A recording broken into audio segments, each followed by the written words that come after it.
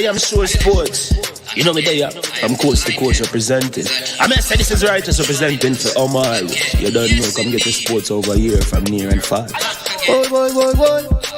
Me say I am sure sports, one thing me sure about. When me say sure, that me not doubt. Come get your sports, get it over here. Come subscribe, repost and share. I am sure sports, one thing me sure about. When me say sure, that me not doubt. Come get your sports, get it over here. Come subscribe, repost and share. If me not sure, that me not say it. Know who score, that me not say it. Never know the game play, that me not say it. If me never seen a game, me not know who play. For your sports news, better come over here so. For your soccer news, then come over here so. If you don't love sports, still come over here so. For the day done, you are gonna love over here so.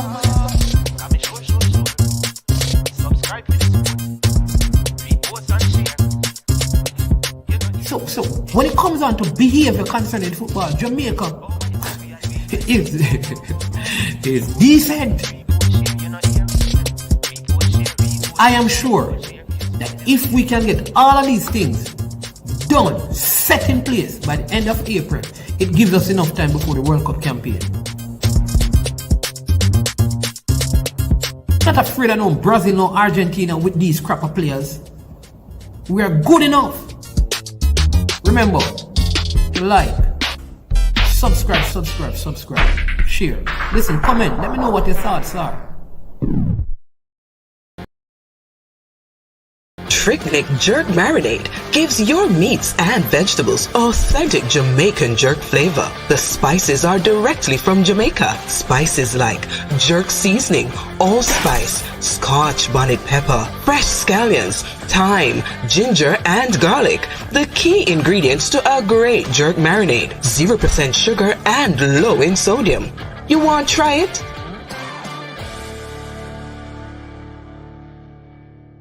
Made up of 18 Jamaican herbs and spices. Add delicious, bold flavor to your next grilling experience. Flavoring sauce, a marinade, basting, condiment, or topping. Trick Nick Jerk Barbecue Sauce.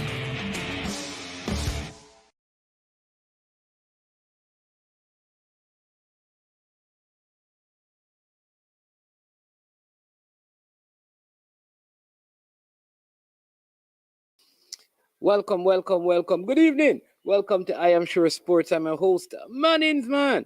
Yes, we're going to talk some EPL action today. Yeah, big action in the EPL today. Some good schoolboy football action as well. Yeah, we're going to discuss some of that. Give you some score updates in schoolboy football.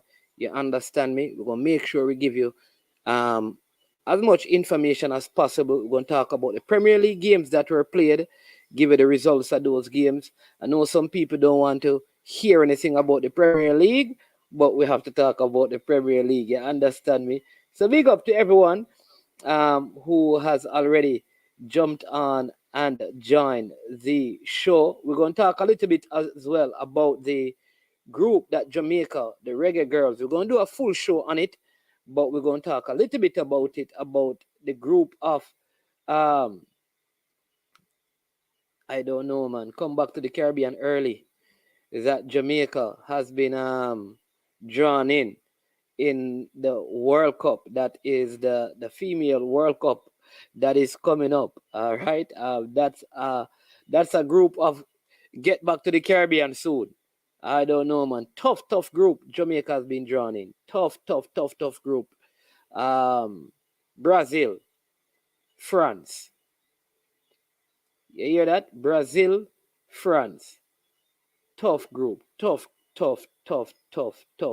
group. So I don't know.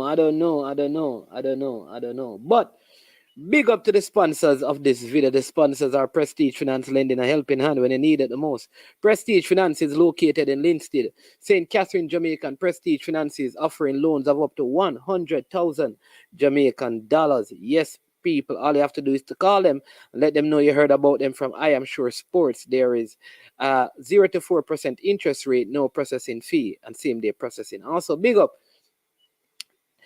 to Launch Legacy, where they handle risk and seek legacy. So for all your personal insurance needs in Canada and the USA, visit Launch Legacy at launchlegacy.com or call or text them at 647-989-0782.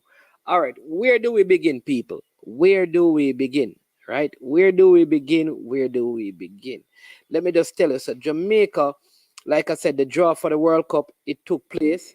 And man, Jamaica is in a group with France. Jamaica is in a group with Brazil.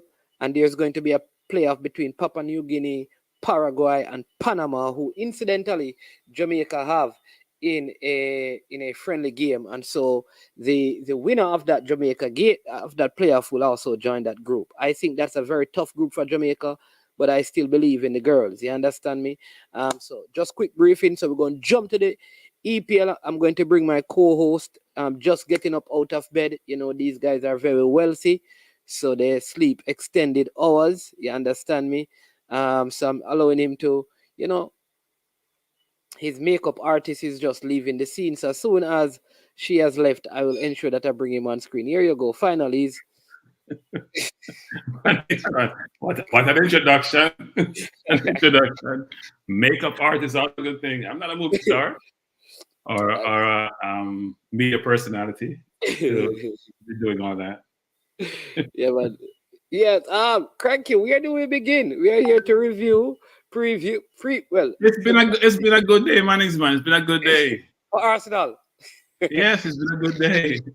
Liverpool losing, Man U and Chelsea tying, Man U coming back in the last seconds in the game or last minute. So it's a good day. So the more people look, well, Man City won, so wasn't a perfect day.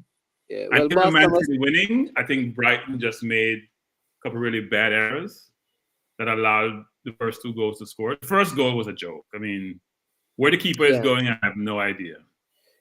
Yeah. That's a And keeper. second goal, the penalty, I don't think it was a penalty. I'm not. Oh yeah. That's not a penalty. That's I think. and VAR gave the penalty, you know. Yeah, because the referee played on. That's what I'm wondering. Because it has to be a clear and obvious error. I mean, how is that a clear and obvious error? I don't understand VAR because the play had had passed for a good while. It was a good. Normally, it's like a couple of seconds. This was into minutes. Yeah. That's I don't know. Let's see which one of the games you want to go at first. Well, we can start from the early game with the Liverpool game in morning against Liverpool, Nottingham Forest. Yeah, talk to me about well, that. I think what transpired that Klopp is focused on the Champions League fixture coming up. He didn't play his best team. Coupled with he has injuries. You know, Nunez was out, Thiago is out, I think Thiago is sick. And so he played what was available to him, but they didn't play it well. Jota is out. There's a lot of people out, you know. For Liverpool. But he didn't start Trent though. I think he didn't he hasn't started Trent the last two games. Now one could say Trent is not starting because he got injured in the Arsenal game. But frankly, he started him for he started him in the West Ham game. I didn't watch the West Ham game, so maybe I missed it. He started him in the West Ham game. But I'm sure he's thinking about midweek. Is it he true didn't start the game subsequent to our game, but I'm sure he's thinking about midweek. Is it true that he said nobody can compete with Nottingham Forest? They made the most summer signings in the world. We can't act like them at Liverpool. It is not possible. Did he actually say that? Klopp is just saying, you know what? When you're losing money, you can't explain it. You just say things because it sounds good. He doesn't know what the solution is at the moment. Because when you're used to consistent winning, and you have every manager at some point, apart from Pep, has had one of these years. Maybe Fergie didn't have to make them. But think about Mourinho, he won all the championship with Chelsea. Right? Think about all the Chelsea managers have gone through it. Win 1 year and then 2 or 3 years down the road, it turns around. Wenger went through it for a number of years when he said top 4 was like a trophy and we didn't agree, and now we realize it is. So it happens, and Klopp is going through it now. Probably one of his first time. When he first came in, they started to win. D was saying that I'm crazy. He said Klopp never said that. All right, I got this from the very credible coach Minzy, you know. Well, I'm not sure if he said that. I didn't hear his interview on Sky Post. Well, I did hear some of his interview, but not of his interview. But he's been saying things for the last 2 months because he's been getting criticism from wasn't the kid from Villa who used to play for Villa? Bangalore. Gabby, who's Bangalore. Yeah, he's been having back and forth with Gabby. Haman, he's picking fight with everybody. Because when you can explain what's happening, that's what you do. You pick fight with everybody. You get sensitive to criticism. So look, it is what it is. They can still make top 4. It's not out of the realm, but they're not winning the title. That's for sure. Here's one thing I know. I am glad that this happened to Liverpool, because it means that when my Arsenal team plays Nottingham Forest next week, they do it at home. We know that you can't go there. You can't play them and figure like, okay, this, you understand me? You can't go in the game like this is 3 points. You have to go in because you want to go in the game saying this team took 3 points off Liverpool. Like that. If you watch the game, the only chances Liverpool created, and they created quite a few, were from set pieces. Was the header that Van Dijk had? No, it were set pieces. No, he had more than one actually. Van Dijk had about 3. He had a clear header that he should have scored. One which was saved, which was a really good header, he hit it down. One he hit across the line, and the one he crossed with his left foot, trying to cross again. If he had gone for goal on all 3 of them, he maybe have scored 2 of the 3. Right? But they didn't really create anything from their open play. You didn't see them break. They did it against us and scored, or almost scored. And Addison had to make a couple of really good saves. Yeah, because even think they got a goal, Morgan gives White that he hit the post when they went up for the corner late in the game. I think not. I think wasn't that a offside? I think that was an offside. I think the one that was missed was the one. Was it him? No, I think Johnson was the one who hit the post, right? I think Morgan Gibbs one missed one with Addison hit the post, but that was not offside. It was the one that he got the ball in his own half. Yeah, the one he got out wide on the right was the one was outside, I think. Yeah, because Alisson went up for the corner. I think that Alisson went up for the corner and he just never got back in goal. But I mean, I just never, I don't know, maybe they're missing Jota, and like I said, they're missing they're missing Nunez, Jota, Diaz, Thiago. They're missing a lot of players. What happened? You know what I want to ask, and I'm not a Liverpool fan. What happened to Naby Keita? That's his name. I have not just coming back from injury. Like that player, listen, that player has like been on the injury list.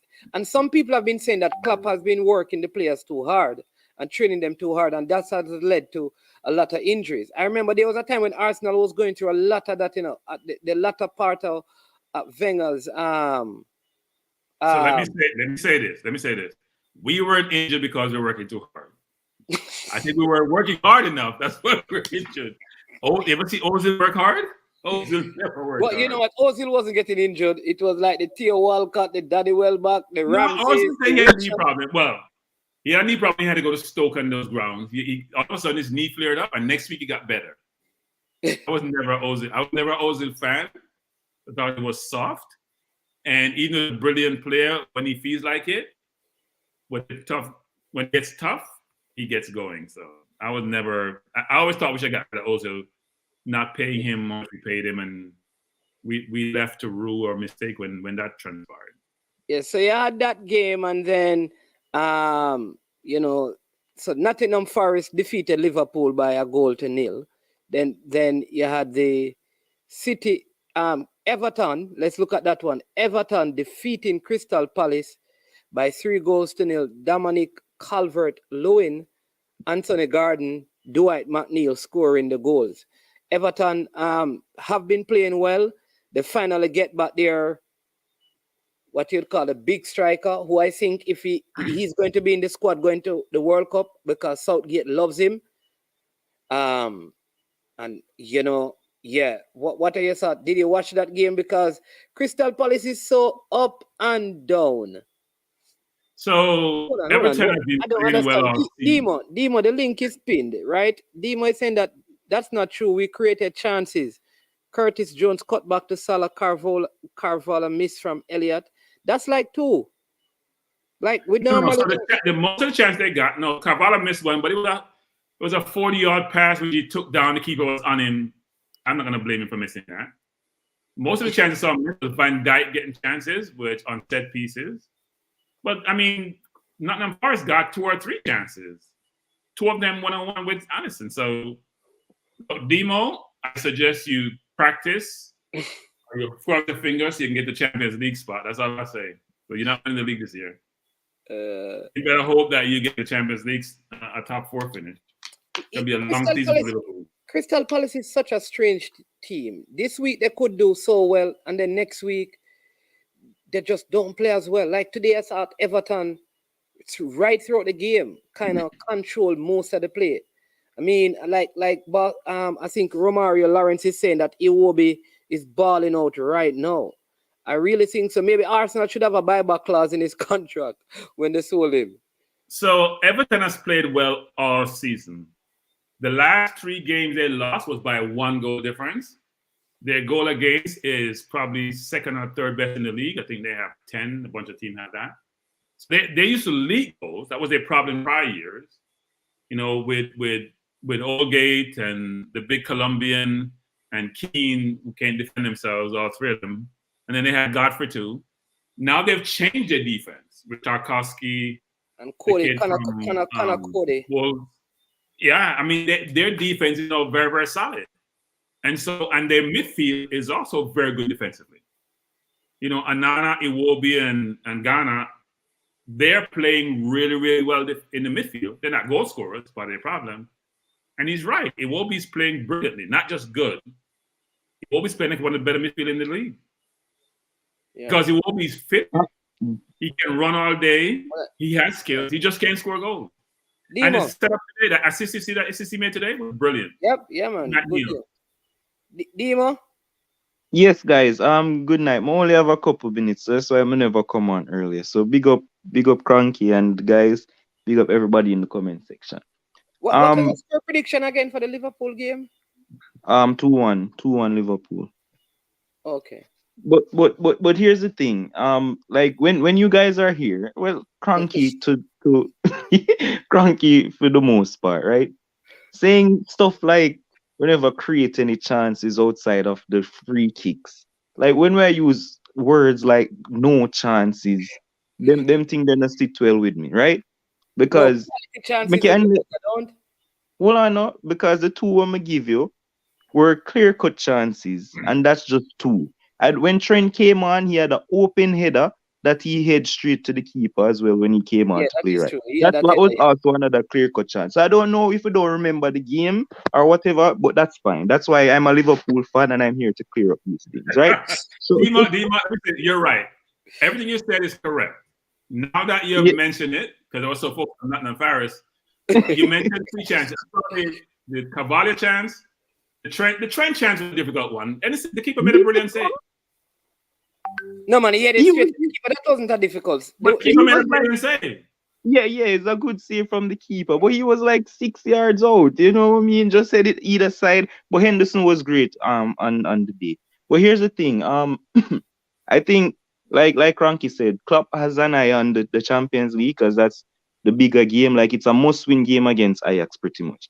You win that game and we're through to the next round, right? And so we have a whole host of injuries. And that was shown even in the West Ham game. Oxlade-Chamberlain was on the bench and he isn't even fully fit. And he had to make the bench, you know what I mean? Because we literally have nobody and I was just on skin and bones. The team that we sent out today is pretty much like a cup team against a Nottingham Forest. And even so, I still think that we should have had enough to win the game. But Nottingham Forest has become very much conservative in how they started out playing in the league. Them start put like 8 people behind the ball now and make it hard for them teams to break them down. And they played really well. And they deserve their win. I thought that scored on you as well. A former Liverpool man. Not just that, but the former Liverpool players were awesome because Nico Williams is also awesome. Like both of them have something to prove against us, you know, try to show we up and thing. Awonini, I always thought that he was good enough to play for us one day because we had Origi playing for us and he's a similar style to Origi in the way he plays. And we sent him out. You know that you could be a genius, you know. What do you mean? If you just say to people, whatever I predict, believe the opposite of it. but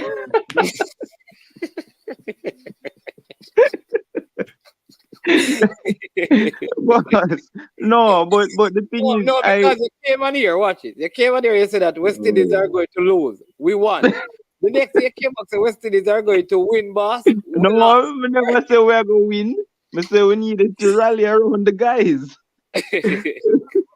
But yeah. And so, I mean, we won, what, 3 straight games, including the Champions League. So 2 in the league and the Champions League against Rangers. And things were looking up, formation change and all of that. And then all of a sudden, no Thiago, no Nunes, no Jota, no Diaz, no nobody. Henderson just come back. Him not even fully fit. He had to come off as well. He didn't start, I mean, and then he had to come on. And like everybody just I don't know what is happening. When the season just start, we had a lot of injuries, and Klopp said some which passed through the which passed through the team. What is very strange things that what is wrong with it? Is it okay? The man has some very strange comments, like The man says some which passed through the team, boss, but the only way you can explain it, like these injuries are ridiculous out of nowhere. Like, I don't understand. You know what I mean? And so I don't know. Listen, Forest deserved their victory. And Henderson, like that save against Van Dijk for the last one. I think Van Dijk, they try assist Firmino for the first one heading across the goal. The one that he kicked, I don't know how he missed that. And then the last one was just a brilliant save. You can't deny Forest. They wanted it more. The team that we put out should be able to beat Forest, but it just never work out. I just saw football go. So big up credit Nottingham Forest for the way they set up and they executed the game plan really well. Liverpool were just not up for it. In this game. Still eyeing top 4, still eyeing the title. Top 4, boss. We're still in a title chase. We mean top 4. We just need the players to come back, and then the charge will be on. Dima, I'm not. Yes, sir. What are they talking about? What are they talking about? This title, there's 11 games gone or 12? Oh, the Champions League. You have a chance in Champions League. No, listen, all right. So here's the thing. Right? We don't know what is going to happen after this World Cup ends. So we can talk all we want right now, but you see, after this World Cup, we don't know how teams are gonna come back with players injured or suffering from the World Cup loss that the country had. We don't know what form they're going to be coming back in. This is unprecedented stuff with a World Cup in the middle of the Premier League season. So I am not writing off anything. Man City has 2 teams, right? Huh? Man City has 2 teams.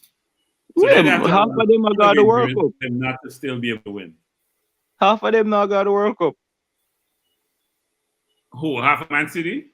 Yeah, like most of them going.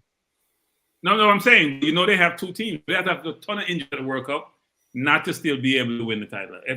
Look, Liverpool caught them last, but they were way ahead of Liverpool last year. They had a 14 points. 14. Yeah. But how many points are you behind now?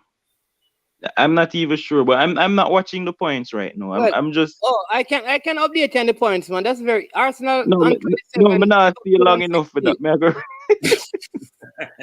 Thank you. I'm just saying, but not really give it up yet. Probably after 16, 17 games, I'll see where I'm at, and then we can throw in the towel. All right. Look, you can still make top 4. That's still feasible. All right, guys, big up. I'm listening. No, I'm not being facetious. You can still make top 4. No, I know. That's true. Yeah. I think the title is a different thing, though. Yeah, man. All right, Dima, bless her. Mm-hmm. Yeah. All right. So back to the Everton. You were saying now on the Everton that Iwobi is really playing well. He has been not playing well. He's been brilliant. Yeah. Brilliant. Like, first of all, he's not turning the ball over. He's playing. Well, he actually turned it over in the Manchester United game. Huh? He turned it over in the Manchester United game. Only like to pick out one situation. No, you said that he turned it over the ball. So we just identify. No, if I say not turning the ball over, doesn't mean you can make a mistake in the whole season. No. What I love about him, man, is this. Look at the assist to McNeil today. It's a brilliant assist. Yeah. The ball that McNeil played to him and he backheel it, or that he backheel the roll is the bottom of his foot over it.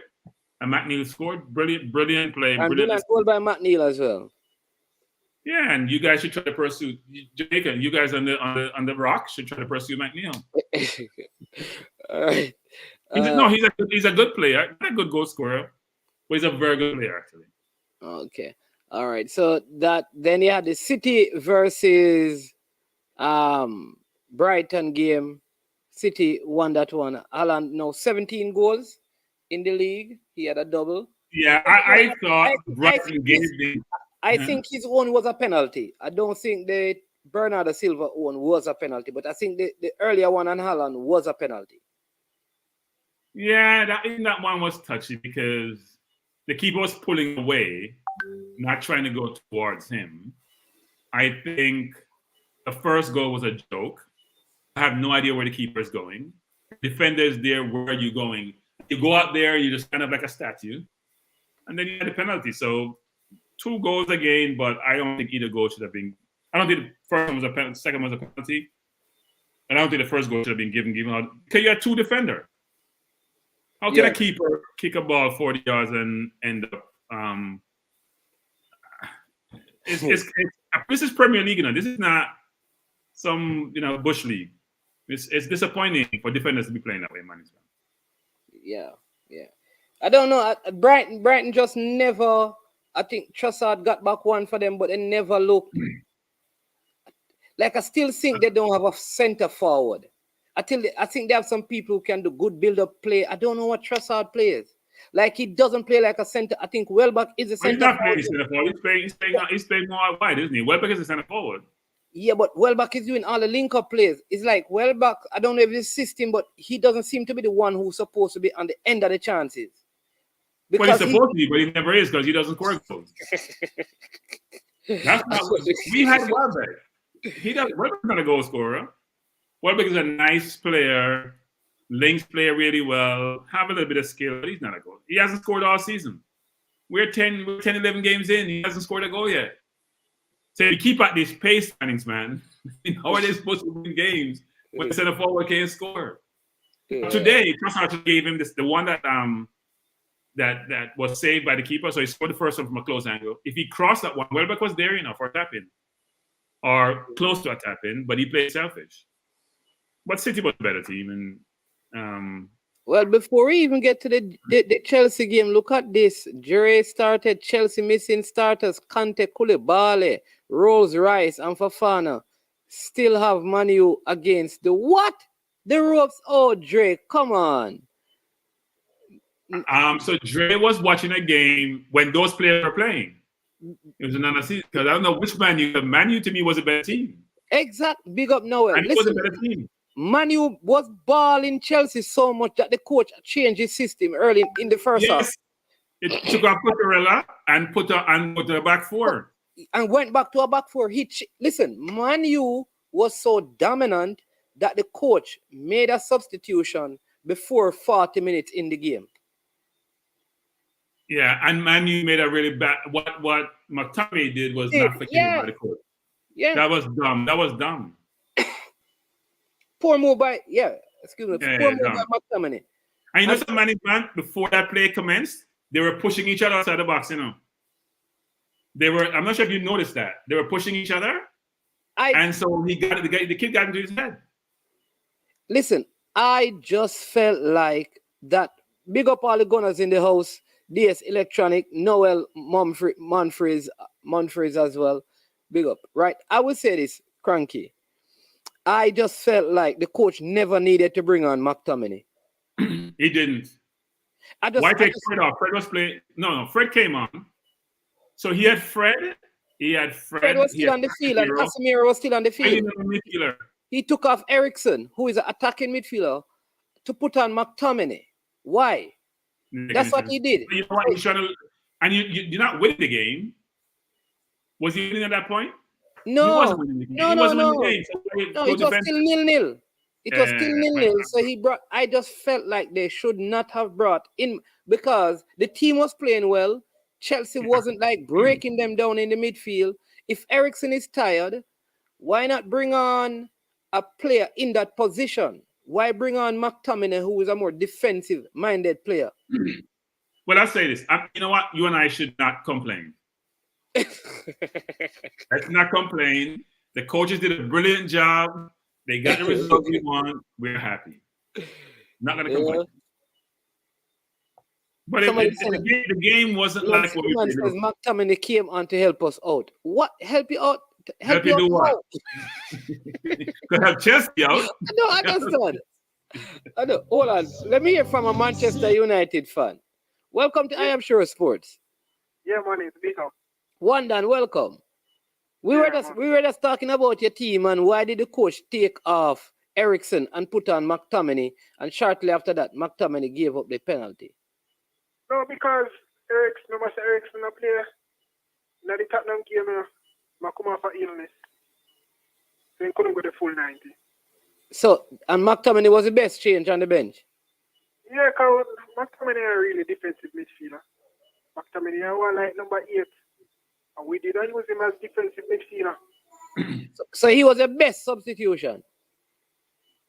The best substitution, the right substitution at the time there. I don't know, you justify it as the right substitution and the man come give you a go. Anyways, like I said, not a problem. I'm glad that... Thank you for the correction. Go ahead. He did what? I did him give it the manager never said him to go hold on for the player. I him do the foolishness and hold on for the man.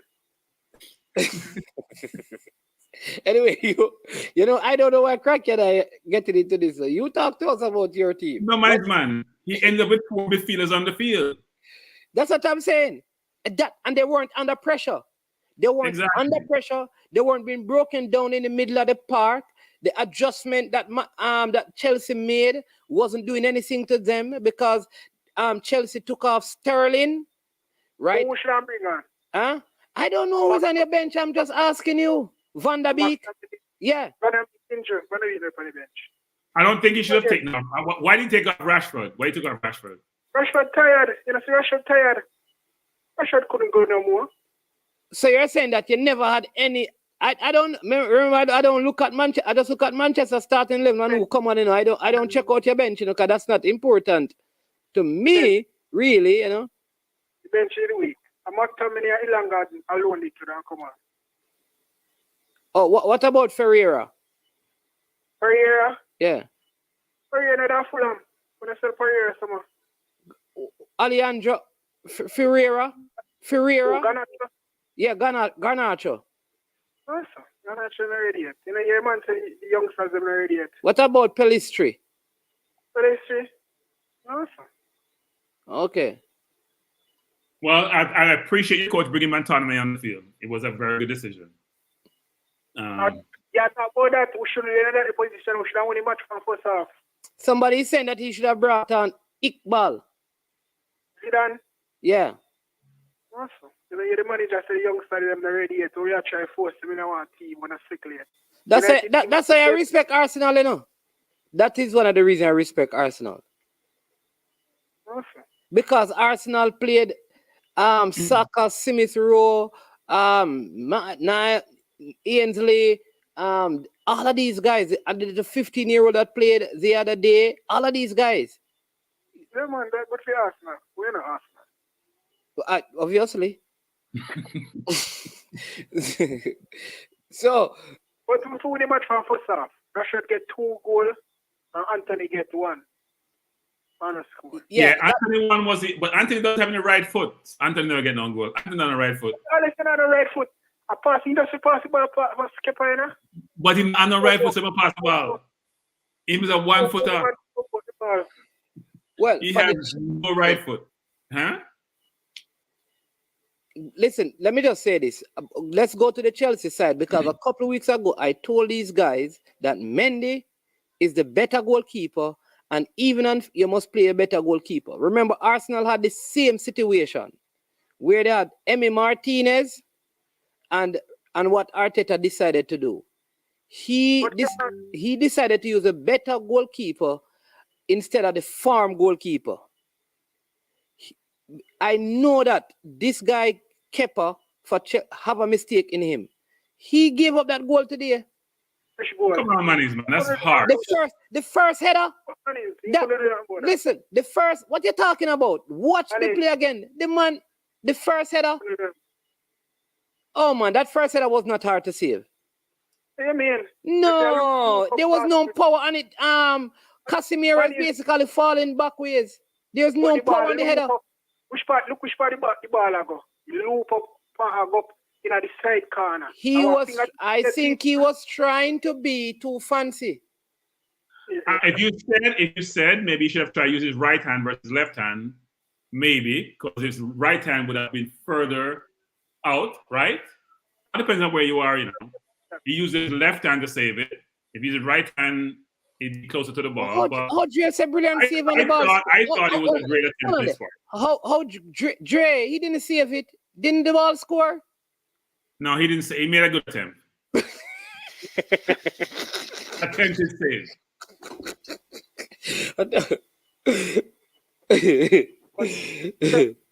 Me like how my team appeals still. Yeah, you look good today.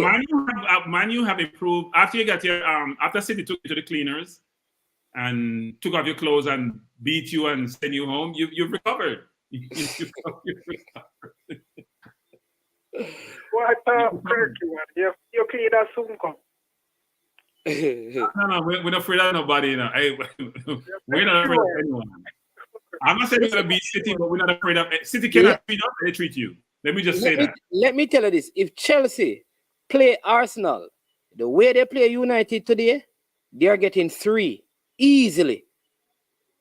I'm not gonna say that because people get up for games, but I say this: the way City played, I'm not gonna say that. No, all I'm saying that if Chelsea played Arsenal when a few weeks from now when they play, if this is how they play against Arsenal,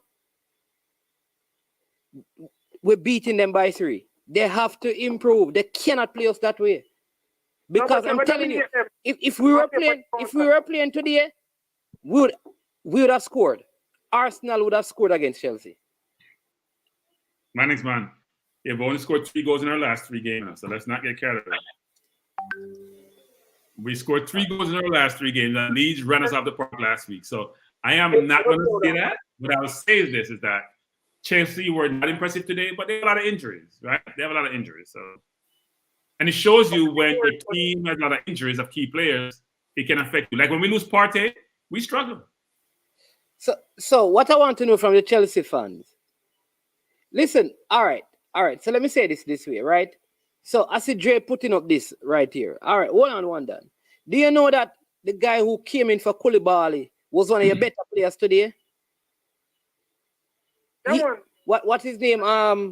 Chalaba. One of your better players. So I don't think you miss Koulibaly. If Koulibaly then I give it a rest. All right, let me say this. When you're talking about Conte, has Conte even played this season? No, sir, Conte not injured. So you won games without Conte, so don't use Conte. So some of these players injured and out is really a farce because you have won games with Conte. You have been playing without Conte all season, so you can't use Conte as a player who is out.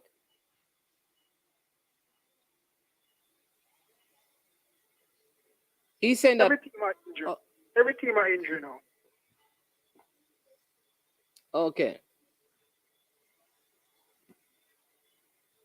But I for an injury at my problem now. Who? Mr. Cup. Oh yeah, he was crying, man. I was wondering if because I'm saying that what kind of injury was it? Your side cranky? Which injury? Varane. Yeah, Varane is a little bit clumsy, you know. Nobody hurt him, you know. He's made a bad step. He made a clumsy step towards the player and injured himself. Huh? Nobody. The turf. Yeah. I mean, it's grass, you know. It's not turf. It's grass. It's not like it's actual turf. I don't think like France will miss him. I mean, no, they have Rolls Royce on the right. They have the 21-year-old Rolls Royce. Yeah, man. They have Salah. So who is going to play again with for France? Kempembe is his name. They have. Yes, man. They have enough players. They have Koundé. They have enough players. You from Bayern. They have a bunch of players. Yeah, you have what's his name? Theo Hernandez. They have a lot of players, man. A lot of players. They have Fafana. They have a bunch of players. A bunch of players. Yeah, but I'm sure he'll come back before the World Cup. This is not as detrimental as some players. But see, it's enough player go slow down, you know, like how they must enough player get injured for the World Cup. Nah, you're getting paid enough. You don't play, but injuries are gonna come. Yeah. Well, I don't see the Arsenal players slowing down. I see Saka still taking on people. But nobody can slow down a World Cup. I must say Saka alone. What? Where's Saka World Cup? What about Thomas Partey? No, I don't care about Thomas Partey. As Thomas Partey walks and injured. What about Granit Xhaka? Xhaka? I'm my captain. I'm my captain in country. What? Who's that from, man? What are you talking about? We don't have to go to the World Cup. What about Ramsdale? Go to the World Cup. What about Ramsdale? Ramsdale, Tamayasu. What? They're going to play. Ramsdale not getting a game. What? Ramsdale not getting a game in the World Cup. And I don't say I saw get that. Tamayasu going to the World Cup? Cedric going to the World Cup? Who Cedric play for? Portugal. He's a Cedric not the Portugal squad. All right, we will see. Portugal. Once Cedric go on Portugal, can get to call for one Portugal squad. All right, and I would not be surprised if Gabriel Jesus made the Brazil team. Gabriel Jesus can't make Brazil first. Both Gabriels may. I mean, 3 Gabriel. The defender may go off, so we don't know. Gabriel, Gabriel, Jesus, and Martinelli, them now make World Cup squad. All right, one done. Well, like I said, Manchester United look good today. Like, I think, based on what I saw from them, I think they are going to be in the top 4. Well, I don't say that yet. That's have to go and play. Although we play most of the top 6 still. Yeah, because really and truly, you know, you really have done well against the top 6. They've only lost to Man City. Well, I wouldn't call it a loss. They've only got spanked by Man City. But they've done well against all the other teams, actually. Yeah. In the top 6. Have to take care of it against the next side. Yeah. Yeah. Right. That's our only loss for the season, which is unfortunate, but. Yeah, man, it's big up. Yeah, man. All right, bless up one done. All right, I don't see CC because they know. I notice some of these people, they come and they talk a whole lot, and then when the team don't get the result, they don't turn up until 3 days after. Like, Jesus be raised from the dead 3 days afterwards. They turn up like it's a new day, a new beginning, and some ascension into some new thoughts and ideas. They just disappear all of a sudden. People like CC. My name says CC is now the new Chelsea clown. CC, where are you? But some very interesting fixtures tomorrow, Cranky. Let's look at the. I know we have the Arsenal game. Before we get into that, there is the Aston Villa versus Brentford game. I bring that up because Steven Gerrard is not there. Could this be a next defeat for Aston Villa? I have no idea. Although they're at home, who's the manager? It's a team with good players, but not playing well. So it could be the manager or just the players may be overrated, but they're not playing well. Not given the quality they have. Defensively, they need to shore up. They lost probably their best defender when he got injured for the season. But they're not playing up to their potential. And Steven G got fired because they weren't playing well. So we'll see what happens tomorrow. I mean, Brentford has played okay. Some games they play well, other games they're just ordinary. So should be for that game, I probably predict a draw actually. Okay, because Aston Villa at home, maybe the players will, come together because I don't know. Yeah, no, I think they get a draw. And Douglas Luiz is going to be he's not missing the game because the red card was revoked. And man, that's like, that is. Think about exactly. You have VAR Mannings, man. You have VAR and the red card still given and get revoked afterwards. And then your team lose the game. A coach get fired. Exactly.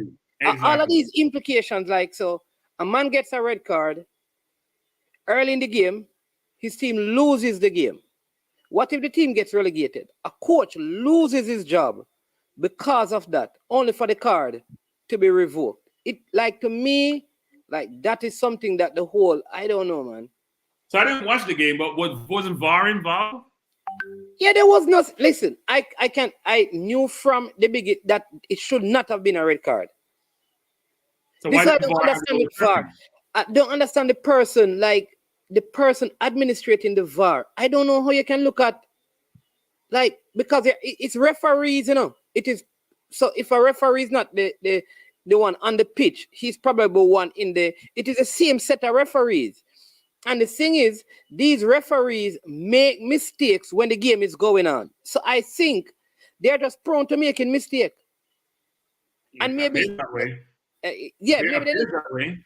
Yeah, because listen, the person who called that Bernardo Silva, I guarantee you that they have given some questionable penalties as well. I don't know That who was penalty should not be. Look, if you call it penalty the first time, I said fine, but you didn't. So how you going to have him reverse it was a clear and obvious error. Made no sense to me. Yeah. So I don't know. But so I just think like the implications of it, because if Villa gets relegated and they fall short by 3 points, they could look back at this game. What if Steven Gerrard says, listen, I'm going to sue the FA? No, but man is man. You know what was it last year before last, when Sheffield got a goal against Villa, didn't get the goal. Villa stayed up because of that. We have had worse situation. You know what? When thing didn't work, we call it the goal line technology didn't work. Yeah. You know which one is funny? Years ago, there was a ball that hit a balloon that came on the field. Was it Sunderland or Stoke? One of those teams, and the ball, one of those, somebody in the stadium dropped a big one of those air balloons, and the ball hit it and changed direction, and the goal was given. I guess the balloon is a player, a good pass. So I don't know, man. But I think that is something that needs to look at. Let me just take some comments on this, and then we'll get to the next game. So you're saying a draw game, Brentford and Aston Villa? Yeah, I think Villa will play well tomorrow. King Job says, to be honest, it seems they're pushing for football to not be a contact sport. Too many soft calls. Yeah. I just think after analyzing them, they need to really make the decisions better. I don't have a problem if in the moment decisions are bad. But once you get the video replay and you sit and look at it, like, nobody can tell me that somebody wasn't talking to the official to saying that you have to give that, because he didn't give it. So what did he see on the camera? I don't understand it, because he was right there. My only concern, when VAR overturns a play and there's not irrefutable evidence, that's a problem for me. But a lot of times VAR, prevents injustice from happening, just like when we played against Leeds. Yeah. Right? You saw VAR actually working in the week. I forgot which team scored a goal, and that was today when Gordon scored for Everton. Again, it was VAR which says, because the linesman gave offside, I wasn't even close to being offside, which shows how fallible referees and linesmen are. So man is man. If you get to do over something, VAR is a hindsight view. Meaning something happened, you get to look at it again and then make a decision. That's the best. You still get it wrong. And you still get it wrong. I give you the answer, you still get it wrong. No, but it was a Sunderland versus Liverpool game that happened in. And this is what helped Sunderland to stay up in the league that season. And the next team got relegated. Right? Michael says, referee humans. That's why we have VAR. But a lot of people in England are pushing for VAR to go away. The person who runs VAR is human too, So if you're trying to take out human error, then don't put no VAR in it. Yeah, the problem is there's so many iterations and permutation when it comes to some things like offside. It's not just if the person's offside, it's when the ball is passed. How do you align when the person making a run when the ball is passed? There's so many different things you have to think about, but everything can be programmed, man. So I'm sure at some point we will just have automated AI referee. We won't need human beings. Human beings make many mistakes. Well, one thing I love is the goal line technology. Right? Yeah, which worked today. Yeah. Environment, without goal line technology, the goal that manual would not have been given. Yeah. Yeah. So that much I love that. So I think some of the things, I think the offside things sometimes do I think like they get down to the wire, but I think some of the offside stuff have really worked. All right. So that's a Villa picking a tie game. Wolves at home to Leicester. Wolves at home to Leicester. Wow. I'm picking Leicester to win. I mean, I don't know what is wrong with Wolves. Wolves just. I'm gonna say 1-1. I'm gonna say 1-1. Again, another draw. I think Leicester can score goals, Leicester can score. I'm telling you, I'm thinking 2-1 Leicester. I'm going 2-1 Leicester. Wolves don't give up a lot of goals. I'm gonna say 1-1. Yeah. All right, and then we have Arsenal going to is it St. Mary's to take on Southampton. One of those give you a very good game teams, and next game you just don't know what they are going to do. They can get 9, and then the next time around they can drop 3. So they're up against Arsenal, young team as well. Last year they beat us when we were on our run. They stopped us from getting top 4. I think we're gonna beat them 3-1 tomorrow. Okay. We took our chance in that game last year. I think we'll beat them this year. We have the full team. I don't think we have anyone injured. Maybe Zinchenko, Smith Rowe, and then out for a while. I'll say 3-1. So our fresh got a 2-1. Well, the DS Electronic Unlimited says 3-1 Arsenal. 0-0 draw. 3-1. Who gonna score, Cranky? Because Gabriel Jesus has not been scoring it for a while. He'll score tomorrow. Xhaka scoring too. Listen, I'll say this again. Granit Xhaka has just transformed. I tell you that coaching is important, and I'm gonna give you a next man. Luke Shaw looked like the player who was at Southampton playing for Manchester United recently. Yeah, so as Xhaka transformed, or as the coach put Xhaka in a position for us to see his best. So think about Xhaka, think about Joe Linton, think about Iwobi, think about all these players who are playing in sometimes different positions as they played in prior years, and how their ability manifests itself and how well they're playing. Xhaka was clearly like a 6, even though he played in the 8 slot. He was playing like a slick. Now he's playing like a 10, frankly. And you see how he played like he played for Switzerland. Maybe that's what Arteta saw. When he plays for Switzerland, he plays like this. He plays really well. We have had him deep, and he can't run, so he can't really recover. Now he's playing like a box-to-box and a lot forward, even though we are vulnerable more defensively when he does that. But he does well passing in the final third. People think he's only like put the ball in there once in a while. Look at his pass in the final third.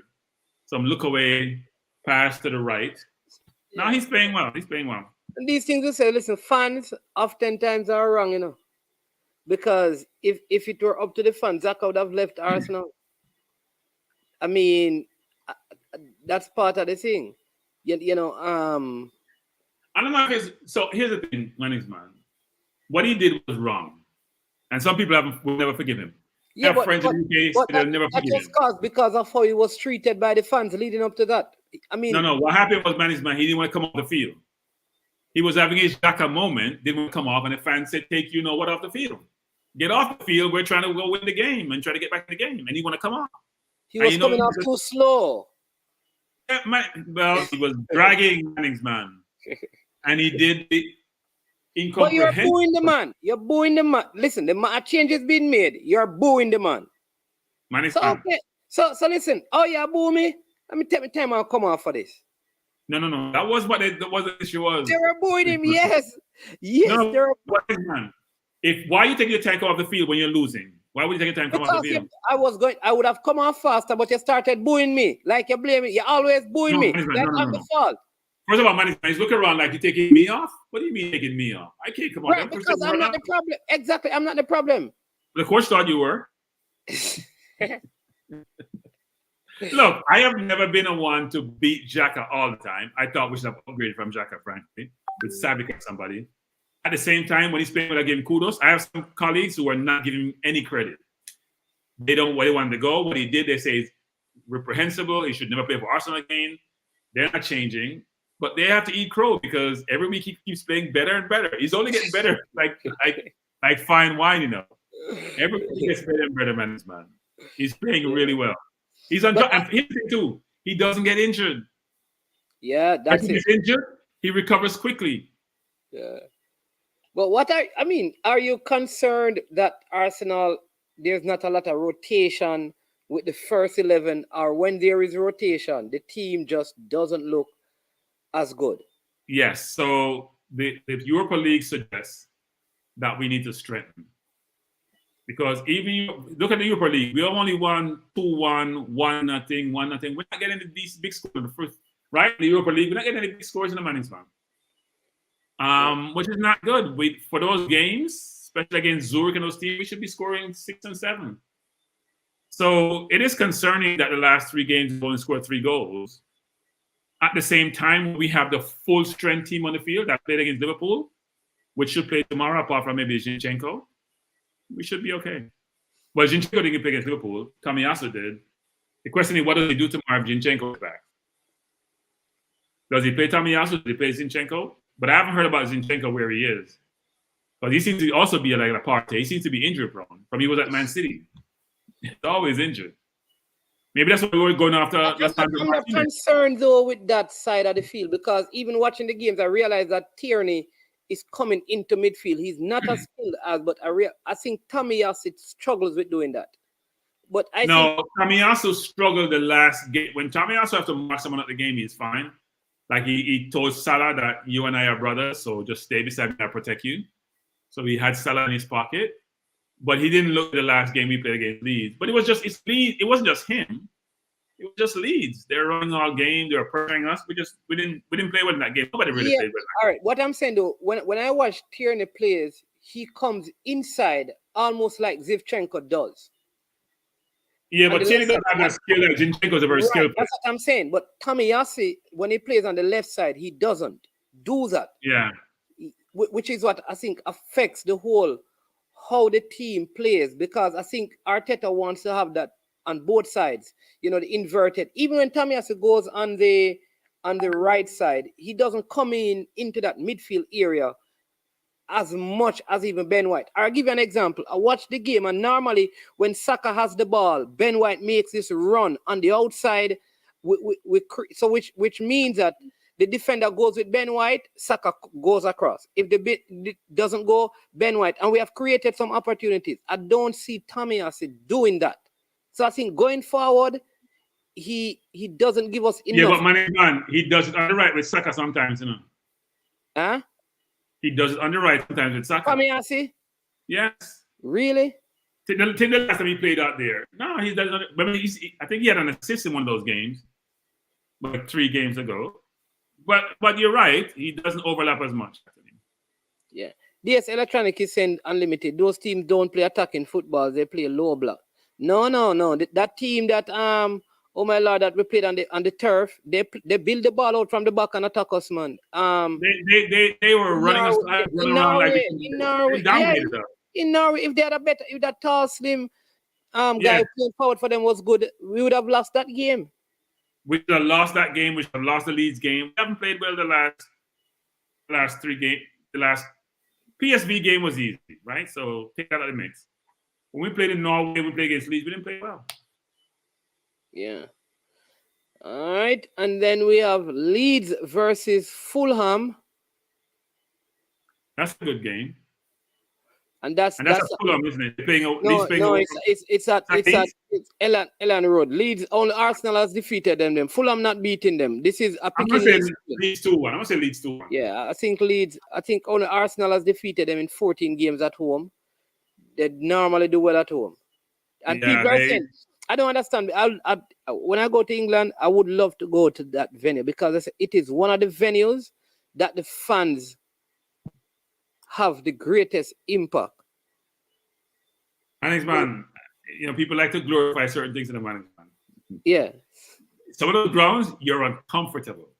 Let me just say that. Uncomfortable. If you go to Emirates is pretty low-key. You don't feel uncomfortable. Some grounds you go to, first of all, when you're on the train going to the game, you feel uncomfortable. People just so they're drinking manix, man. You know, you drink, you're not responsible for yourself, and they're congregating. It's sometimes not the best thing. Go to the Emirates is pretty cool. But some of the grounds, like if you're Arsenal fan going to Tottenham in the wrong section, that's the thing. But when I hear the guys go to Leeds, they say it is it's like almost like Robbie and those guys. They say they enjoy going there, they like it. Because the atmosphere and the close, you know, the people are passionate about their football management. Some people sit for the whole game and they just pure nice, you know, pure nice. They enjoy football. And then when the man them look at you, even more so, they enjoy even more so. They enjoy them football. Fresh God says Mitrovic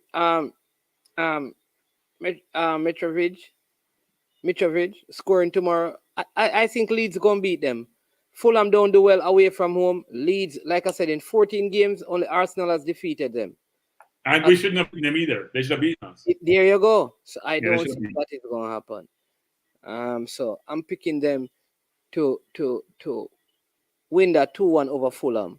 And then we have Tottenham versus Newcastle. I think, you know what?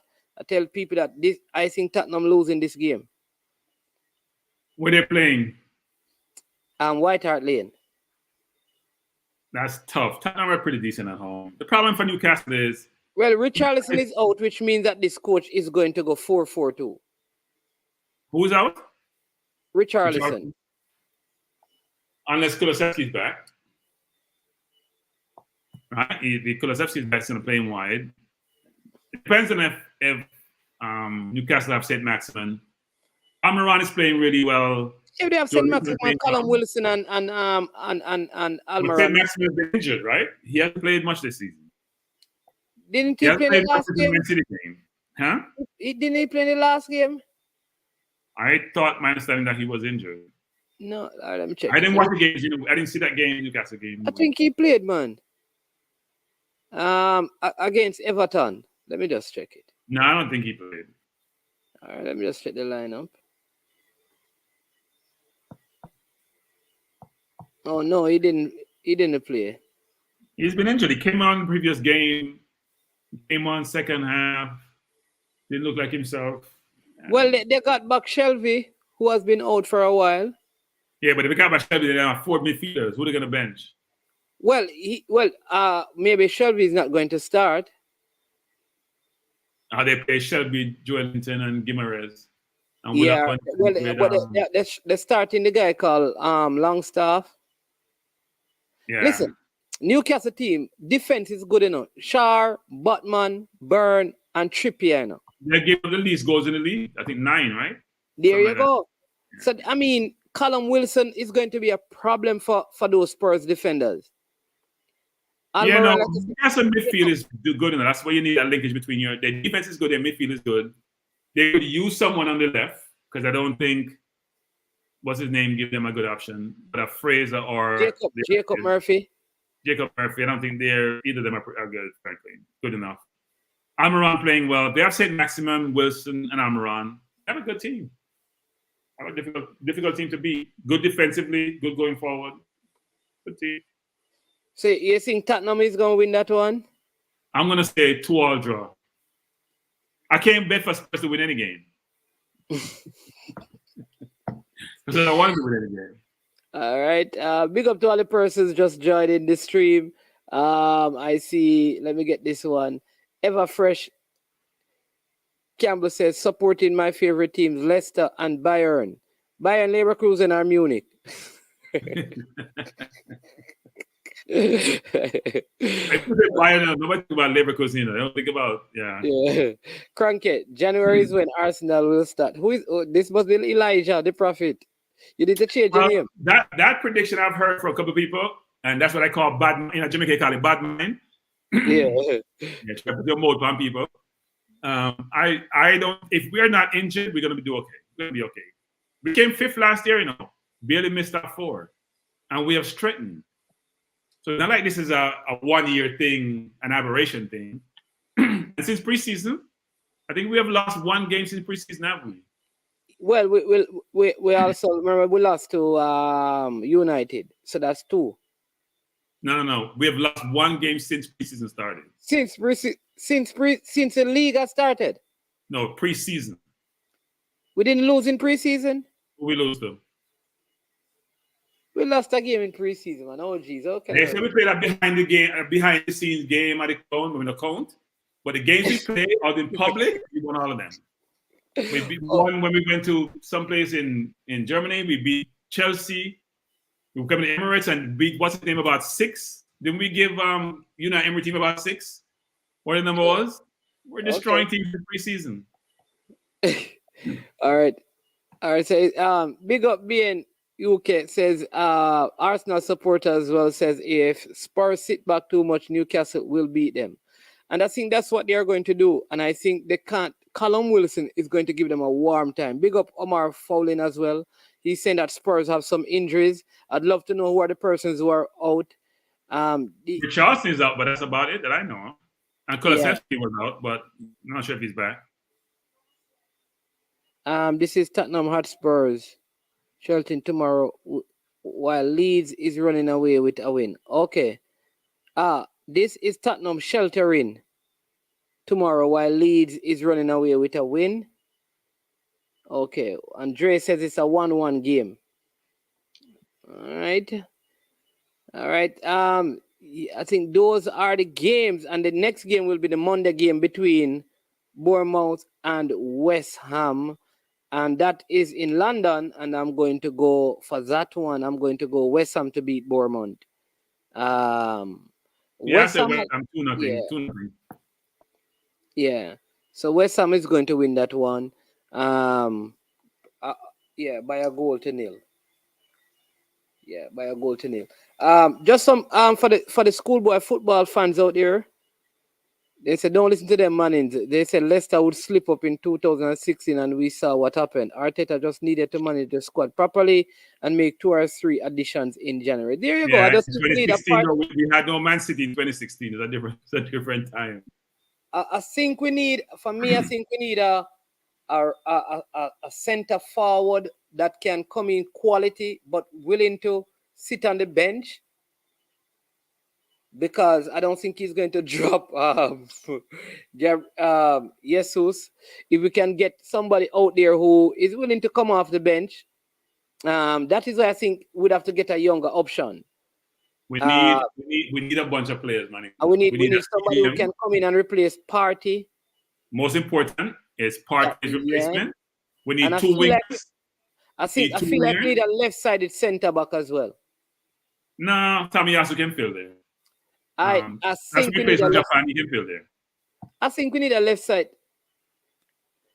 What about this? Play for Japan. He plays left side for Japan. Yeah, man, I know, but I don't know. I just feel like over there with Tierney, who's always injured, Zivchenko, who seems like he's in the hospital all the while. I think I want to keep Tommy Yasefa there, so I need a left-sided centre back. What about this one? Would you take back Olivier? Wait. Can you flash back to the previous? The thing. Flash back to the previous. Flashback. So quickly. You see those things. The previous one you just clicked out. We still get to that. No. Flash back to the previous one. You can't. No. I didn't skip it. It's actually below. Okay. I want to make sure you pick up all the things that come through now. Because I was hearing a talk this week. Are you talking about this one? Yeah, that's the one I was looking at. I heard a lot of talk I was hearing, and people beat their chest because I watch Sports Maximum and I watch TVJ Sports. I was hearing a lot of talk, but I figured that things would change, and they have. Yeah. So KC defeated St. George's today easily, 3-0. Whisper scored again. The game between Jamaica College and St. Catherine was also a good game, but it was rained out after 50 odd minutes. I have a question. Why wasn't Whisper in the under-20 team? I don't. Because frankly, from what I'm seeing, it's better than other people who play for the under-20. Didn't they say that his father said he was ill? Remember? Okay. But I think he could have been there. A vindication, I guess. For what transpired. Welcome to the Welcome to the show, CC. I Is noticed that you waited. CC or Chelsea? Is that CC or Chelsea? No, you waited until we finished talking about Chelsea, and we ended part about to come on. What is bad? When I hide, what am I gonna hide for?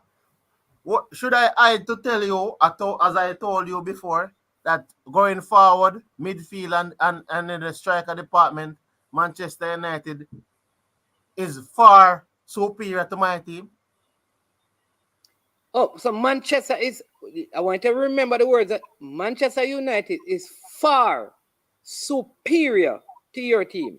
In the midfield department and the striker department, Manchester United, oh no, it's like they're better than Chelsea. What about the goalkeeping? What about the goalkeeping department? Now we have a better goalkeeper. Which one? Not the one in the goal today. But even on farm, Kepa is right now on farm better than their on farm, current farm. What happened to Havertz? Must be Animal Farm. Havertz, I think you see the game in midweek, it seems like he got a knock because the coach that talked about it, but prior to the game, I don't think he was even on the bench. Okay. Yeah. But yeah.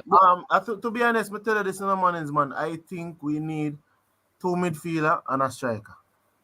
Chelsea still needs 3 more players. With all the Yeah, players, but we still never get the 3 players. All right, look at it like this. You just got Obama, and you still need an extra. Wait, my CC, how much money you spent in the last 3 years, CC? Much money we spend. Remember, you know, that figure is inflated by 100 million dud.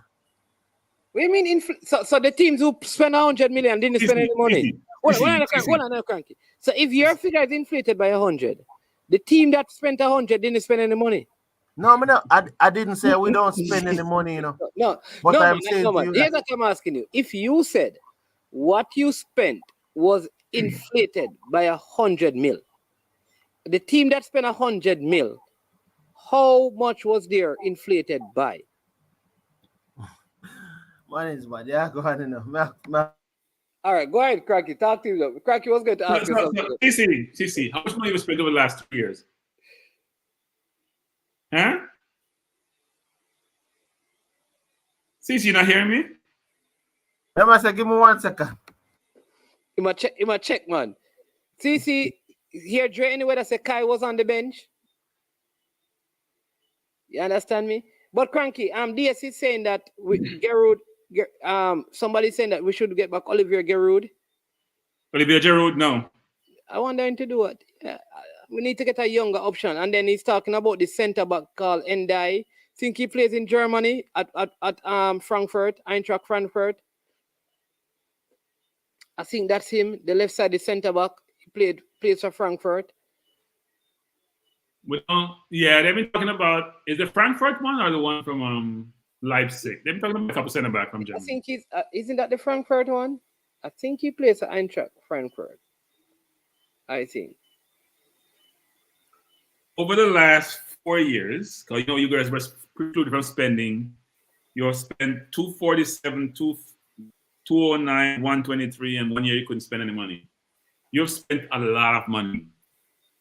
And the team I saw today, here's the thing, they have a bunch of players who all look the same to me.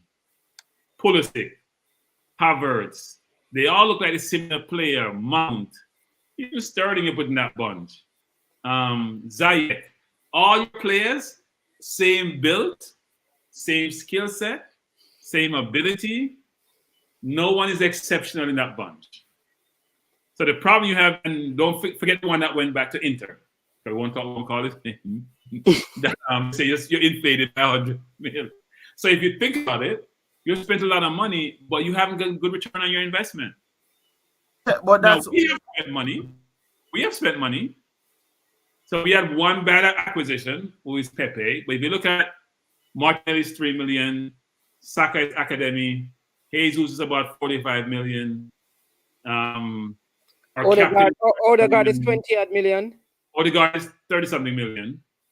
My 2.5 is 20-something million a piece. We seem to have bought smartly. You haven't spent your give us your money. We can use it because you just wasted your money. To be honest, Cranky, you put it in the same context that I said, man. We didn't spend our money wisely because the key areas that I think we needed improvement on, we never really bought for it, and then we bought similar or like players. Yeah, too many like players. Too many like Yeah, players. we bought too many like players, and then they look into it, we still struggled in the area of like the striker department. We left off from Drogba, then you end up with like Diego Costa, and then. But you brought back, didn't you bring back a player who was doing well last season at Southampton? But they're not listen. When I look at the player, then bro, man. Southampton. Notice the team that it's Southampton and it's Chelsea. It's a different thing. And then this player that we brought back, I don't think him ready for this level. But they have a bunch of Chelsea. Yeah, man, him not fit Chelsea system and style. This man almost he was part of the reason why Arsenal lost. He was part of the reason why I think Manchester United lost to them. What are you talking about? But he has not been given an opportunity because would you have bought if Arsenal bought this man? If Arsenal bought this player, would you have been saying that? Oh yeah, man, Arsenal can look like them can challenge for something. I can do something with this player. If I had Aubameyang to go back to on this player, I would have taken him over Aubameyang. No, but that's a different thing. But that is the option you had him. But this player, and you went and you got Aubameyang to start Aubameyang and bench this player. That is the issue I have with Chelsea. Not that it. All right, tell me, what did Aubameyang do today? Aubameyang wasn't even a goal threat today. Look, you see, Aubameyang situation. He wasn't getting any service. Aubameyang situation is going to be the same situation for any striker that comes to Chelsea. The same situation that Lukaku came out of is the same situation. You have a player in Mason Mount who has an eye for goal more than an eye for pass. You understand? You have an experienced Sterling who is going to think about scoring before passing coming in. Man, Sterling was not that at City those CC, to be honest, to Sterling. No, because like today I see like one time I wonder if Sterling was playing right back or left. Well, I'm saying what the man doing all the way down there like he's a defender. But listen to me, I say, man.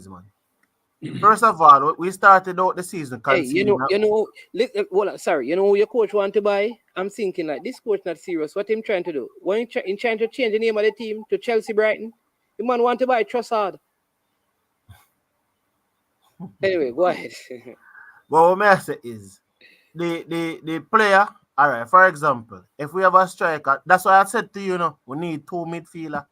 If we buy a striker, we need a midfielder that can give the striker the ball. Because the players that we have right now, outside, they probably when you put Kovacic on the game. When Kovacic is in the game, that's the most ball you can get. Like a striker would get ball from Kovacic in terms of midfield, coming through the middle of the park. You see, outside of that, the striker has to be latching on to loose balls or come back into the player, drop deep. Because there's nobody, to me, that will give them the football like that. So at the end of the day, like, I don't think we now finish out at top 4. However, we have to go. We need to do something about our goal. CC, you're not guaranteed to be in top 4 in the CC. You're not guaranteed top 4. Nobody not guaranteed top 4. No. Only one team I came into the season thinking that I believe that the man they are going to finish top 4 now. And the team that I said that was going to finish top 4, and the team will never make it last season. I don't know them that slip up on a go on. And that is Arsenal. This is the only team before the season that I thought would have been like, if I go pick a top 4, that's the only team I'm think sure about. We're going to be in at the top 4 outside the next 3 team. So I tell you, I pick them all over my team to make the top 4. That is before. I think I probably the first show we did have Man's Man and have a preview thing. And then coach that say, if after one game I go pick say Arsenal are going to be in the top 4. I say, but based on what I saw Arsenal doing in terms of their business, I know they were handling their preseason. When I look and I say, it's going better than some of the teams that were challenging for the top 4. So I'm looking at transfer fees over the last 5 years. Chelsea, Arsenal Tottenham, Man U by a good distance. Chelsea has spent a lot of money. Liverpool have only spent about 100 million net, you know. Net, Liverpool spent about 100 million. City probably a couple. Newcastle spent a lot of money too. So the teams that are up there now should be up there because they're the ones spending all the money. Apart from Liverpool, maybe, and to a lesser extent, Man City. But they've been stacked already. So. And then next Chelsea should season, be doing better. and then thing about it, Cranky, next season are gonna be much more difficult because I think that Newcastle are gonna get 2 solid players in. So it's like persons are sleeping even on Newcastle, thinking that because we think that money is there. Once you have money and you have the right personnel around this money to get in the right players. First of all, Newcastle to me have one of the top 5 defensive midfielders in the league. Newcastle have the most skilled player in the league. Who is that? And then Newcastle have another good. Whoa. The most skilled player. Saint Maximum.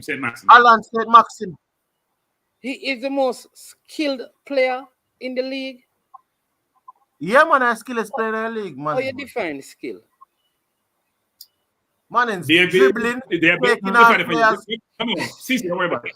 The ability to bamboozle the defender, leaving him thinking that you're still there while you're someplace else. Have you ever watched Anthony at Manchester? Anthony is nowhere close to Saint Maximum. In fact, Skill, Anthony. You're talking about being fast. Are you talking about? No. Wait, which Anthony are you talking about? Which Anthony? The YouTube Anthony, the one playing?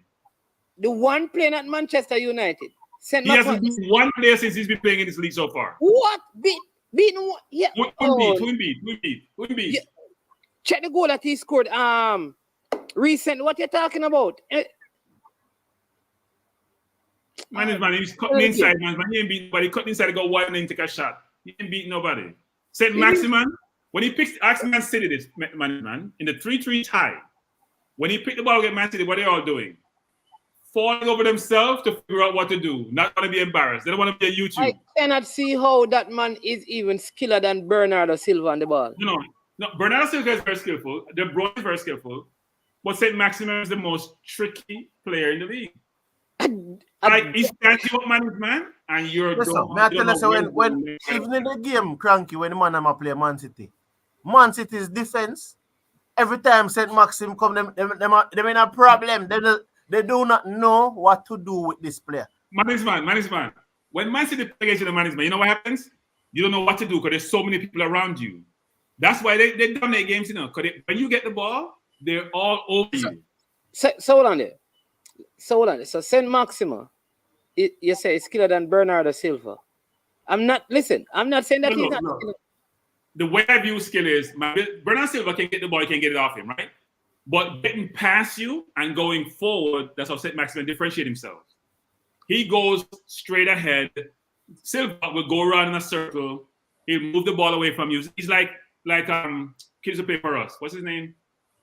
The Spanish kid, Cazorla. He's like Cazorla, right? One space, you can't get the ball off him. His left foot, right foot. Even with more left foot. Remember, them two players out. Newcastle have 2 players out, you know. There was a Newcastle have Saint Maximin. Yes, he's the skillest player in the EPL. Who? Listen, yes, he's very skilled with the ball at him, you know. Yeah, when Saint Maximin, listen, Jack Grealish, let me tell you this. Jack Grealish, when Jack Grealish have that ball, you know. Listen, man. Him not good like Saint Jack Maximin. Grealish is not creating fear, and you know what? He stopped the ball so much you can recover. Yeah, well, let me tell you this.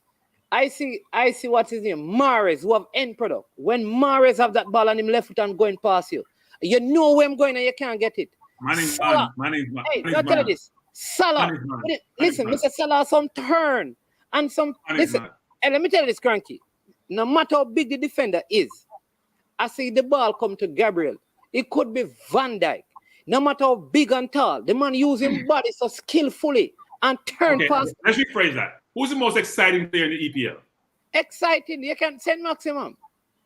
And that's why because of his skill. No, he used to be because he's fast. Listen, there was a time people said that Iron Balloon is the skillest player in the league, you know. Who? Iron Balloon. Who's Iron Balloon? The next one at Wolves. What's his name? Adam Chayori Carbos.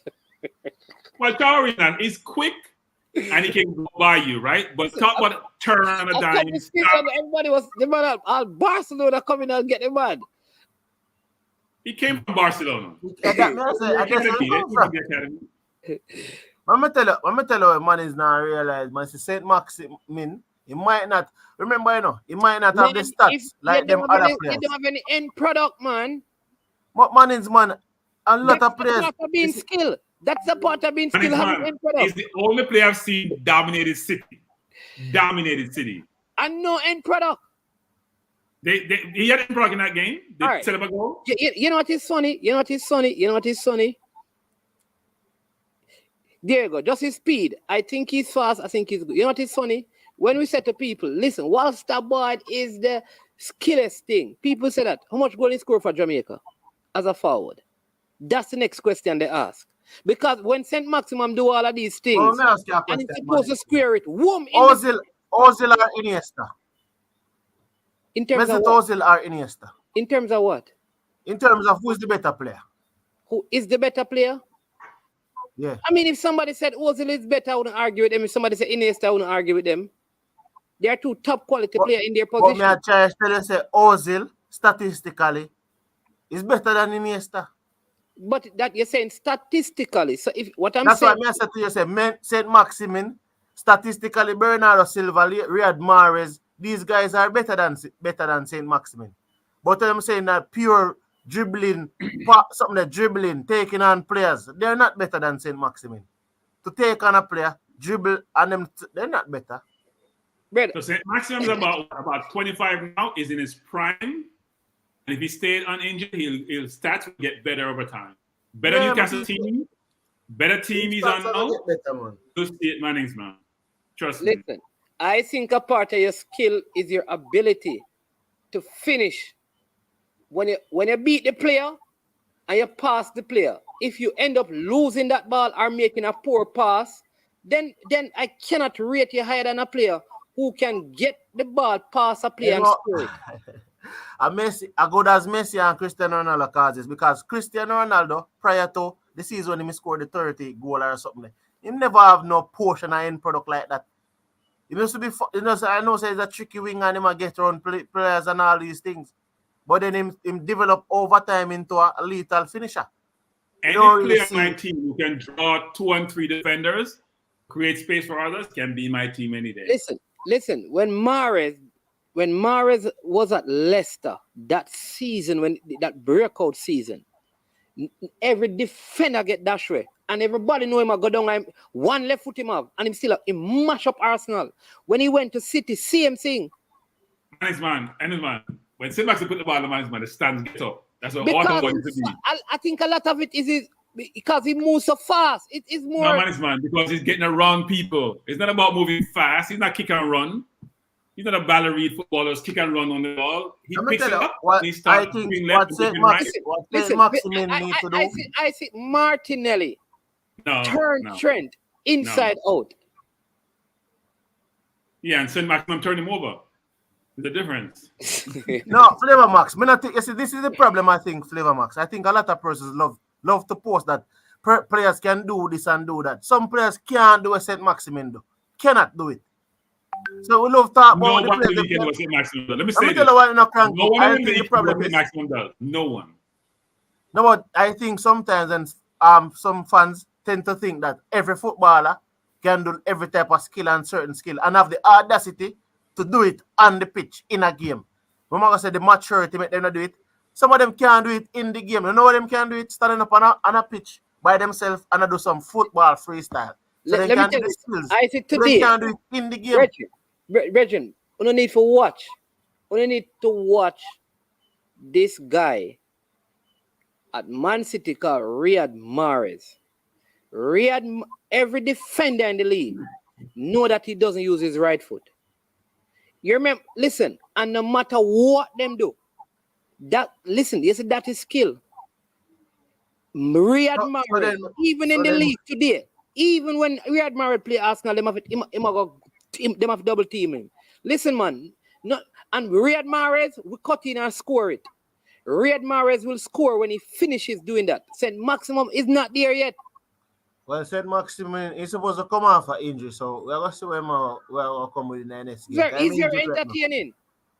You know what? I've been arguing with my friends in the UK about St. Maximum now. And every time they run them up on me, I'm going to show them some play a game and embarrass them. Like against City. They go to the City game, they give me a hard time. And then he totally destroy City and they back off. Listen, and then when he does St. Maximus killer than Zaha? Yes. What? Zaha is brilliant though. Zaha is very, very skillful. No, man. St. Maximus. Eh? A player who's skilled, who's going 100 miles an hour and going by people. Zaha goes past people and score. Not like what St. Maximum does. No, but how much goals St. Maximin scored in the Premier League so far? He has not scored 10 goals. This game only played 5 games. He's only played 5 games this year. No, I'm talking from last season as well. Add up his stats from last year. He scored 5 goals last season. And him don't score 5 this season. In 2 seasons, man, he scored 10 goals. Man is man. Go by YouTube. All of you guys in the comment section. No. All you guys in the comment section, since man is going to dispute this, while you're watching, maybe you don't have 2 devices, because I have like 3. So go on another device. Type in St. Maximin and watch his highlights. Then come and talk to me. Watch him pick it about halfway line and just go by people like a joke. I want thing me no cranky. It's like a commercial. It's like a commercial you want. Maximum, go on YouTube, man. Go YouTube. We have a call online. Balakar. Mornings, man. Yes, sir. Good night. St. Maximus killer than Zaha by far, man. St. Maximus is skillest baller in the league. No, not man. Who is the skillest baller in the league? In the Premier League right now? Yeah.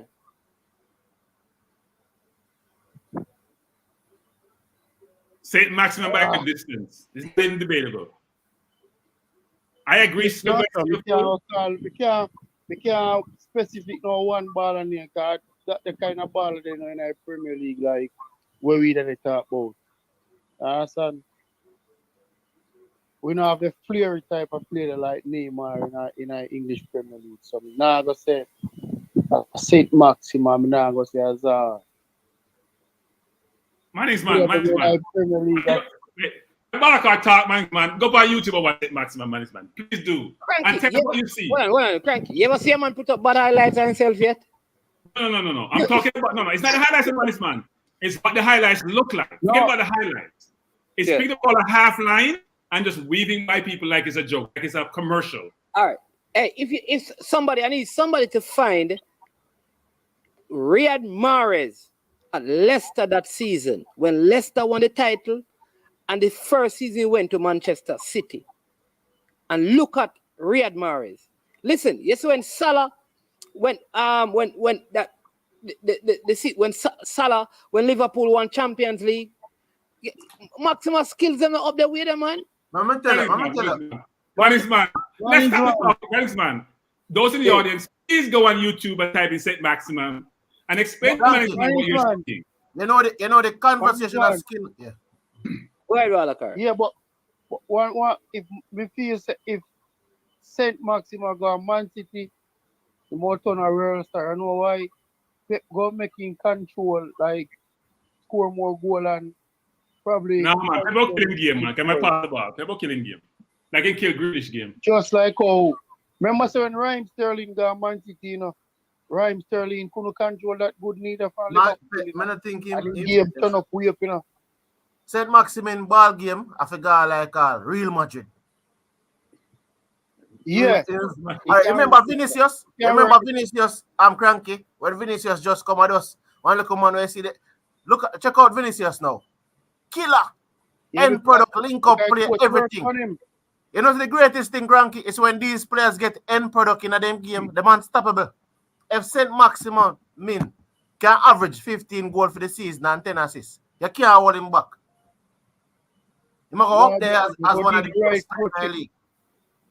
All right. Hold on there. The next one bring up one next player here named Pedro Neto. No, sir. Stop. No, man. Now gonna name 5 baller, cranky. Now gonna name 5 player. You see, I want to talk about goal scoring. Listen, St. Maximin never the skiller than Pepe, man. We have Neymar. We have man. Come on. Pepe not go by nobody, you know. Pepe beat people, but don't go by people. St. Maximin run past you. I say you have the five players. You have Neymar, you have Saint Maximin. You type it and tell me what you see, man. What you see? Yeah. CC was Mannings man. Saint Maxima Neto that come like Matt Neal will play for Everton right now. You probably see something now and then you don't see it again for a good while. Exactly. You understand? No, that's what I'm saying. The four player what I think say yo, a category of the money now. You have Neymar, Vinicius, Messi, and Osman Dembele. Them man they're the skillest footballer in the world. We are talking about Dembele is skillful. Dembele is well skillful. Dembele, Neymar, Vinicius Jr. and Lionel Messi. Yes. I four skillest footballer in the world. Mbappe is skillful also. Hey, man skiller than Rafinha, man. Which Rafinha you talk about? Rafinha. What did they Leeds? We're gonna think they know. You tell me say Saint Maximin skiller than him. Yes. Saint Maximin skill on him. What do you want to What the money I talk about? Rafinha that skill Mannings, man. The man not skiller than Bernardo Silva, brother. I'm not telling you that. Bernardo Silva in a conversation with Neymar and Dembele and them man. Brother, Bernardo Silva have close control, bad man. Hey, brother. Brother, come on, man. What the money say Saint Maximin skiller than Bernardo Silva? It's Bernardo Silva. You have to understand the message. See the inventiveness of Saint Maximin. The inventiveness in terms of when he's a foray forward and he's dribbling, is them and the thing different. And I like Bernardo Silva, them type of skill. We not write it off. Him skill. But see, you forget one player to enough for Real Madrid, you know. Rodrigo, you know. Very, very skilled, you know. So when you take him to Manchester, when you take him. No, I must start at Real Madrid. No, Lord have mercy. Me asking, man. Me ask why you not taking him to Manchester United? Why a Manchester United fan? I send a man go. Take who? Saint Maxima. Right now, me that buy Saint Maximin, but me know Saint Newcastle not sell him. Okay. Saint Maximin's unpredictability.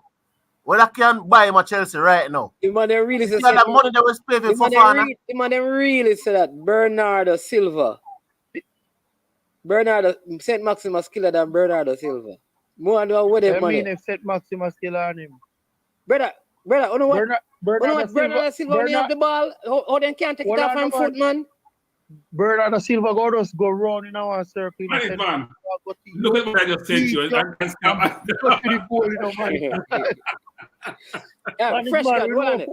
Fresh God sent me. Fresh God actually sent me a video, but he sent with Anthony dashing away the two Tottenham players when he scored the goal against Tottenham. I didn't watch that game. But Anthony has not been going by people since I've seen him come to the league. Well, right, but Fresh God, so I can't open it. But so Cranky, unless me go put up other videos from other players, we can't put up Saint Maximum highlights. Man. The man, I'm gonna put up one player. Saint Maximum highlights is people doing dives. It's defenders doing pitching off. Good question. The man is the skillest baller in the world and can't make front side. Doesn't mean because he's skilled again. Because he has no end product. Man, a France me back. Saint Maxima kinda they look on the outside. Remember say the coach have some core player where I work with and then they perform. You have Coleman come back, you have Dembele they play good and the list goes on. Saint Maxima not there near this, so we have to just admit the fact. Saint Maxima that young Wayne can come in inside team, but you know where said that him what him young? Him not 25. Next World Cup him at 29. 25. Next World Cup him at 29. No, he's at the right age now. Listen, the man Dembele then at the side in the front side long time. Young youth. Mbappe, young youth. So he can't get in the front side. It kind of hard for him, man. But I am saying to you, when those youth were young, they were getting in. If he, according to CC, is one of the skillest footballer in the entire world, compared to Messi, at Messi level CC, I put him, and he can't make front side. Man, listen to me now. I'm always to me careful. Me the back France for 98. I'm telling you this. You see, if Saint Maxima was at a bigger club, either in a French side, easily. Let me tell you that But for now. but Balakar, this baller Where you go? came from Which France with baller? this Saint Maxima came from. He was in France. He came from France. with- Lille. Which team he came from in a France? Ladam Balak. He come from Nice, man, Nice. Balakar. He came from France. There be PSG. 5 players from Nice who ever play for France. Come on, man. Bala- You have to have one bigger team. Balakar. Ladam. Let me finish. He came from France. Yeah. He's this one of the skillest ballers in the world. And end up on Newcastle when Newcastle was struggling. Nice man. I have a question for you. Yeah. Do you consider Martinelli to be very, very skillful? Martinelli. Yeah. Yes, skillful, but Martinelli young. can't Not make Brazil team, you know. No. Listen, make her answer that. Martinelli just turned 19. No, Said I'm about Maxima 25. So man, back up. Man, 25. Man, is Rafinha guaranteed a place in the Brazil side? He's going to go to the World Cup. Is he guaranteed a place in the Brazil team? In the starting Right 11? now, Yeah. No, me never see Maxima for the starting 11. He can't make the France squad.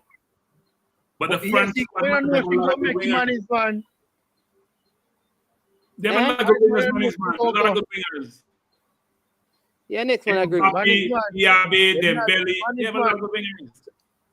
So hold on. Man is man, boy, he could have go. So you're saying that of all the wingers that France are carrying, including the reserves, they are better than Saint Maxima? I'm not saying they're better. Let me ask you a question, man. Eric, how much games Eric Cantona play for France? Who? Not many. How many what? Games Cantona Eric played. Cantona played for France. Me not follow France talking about Brazil player. No, I'm just we are Brazil fans now, but I'm saying that how many players was in that French team that was Alright, better than so Eric Man Cantona? is man. I don't understand how we going down. Man is man. Hold on. What the point of that question is? Man is man. Was Saliba guaranteed a place in the France starting team before what's his name got injured? Before Varane got injured? If he was, me not think him still guaranteed a starting place.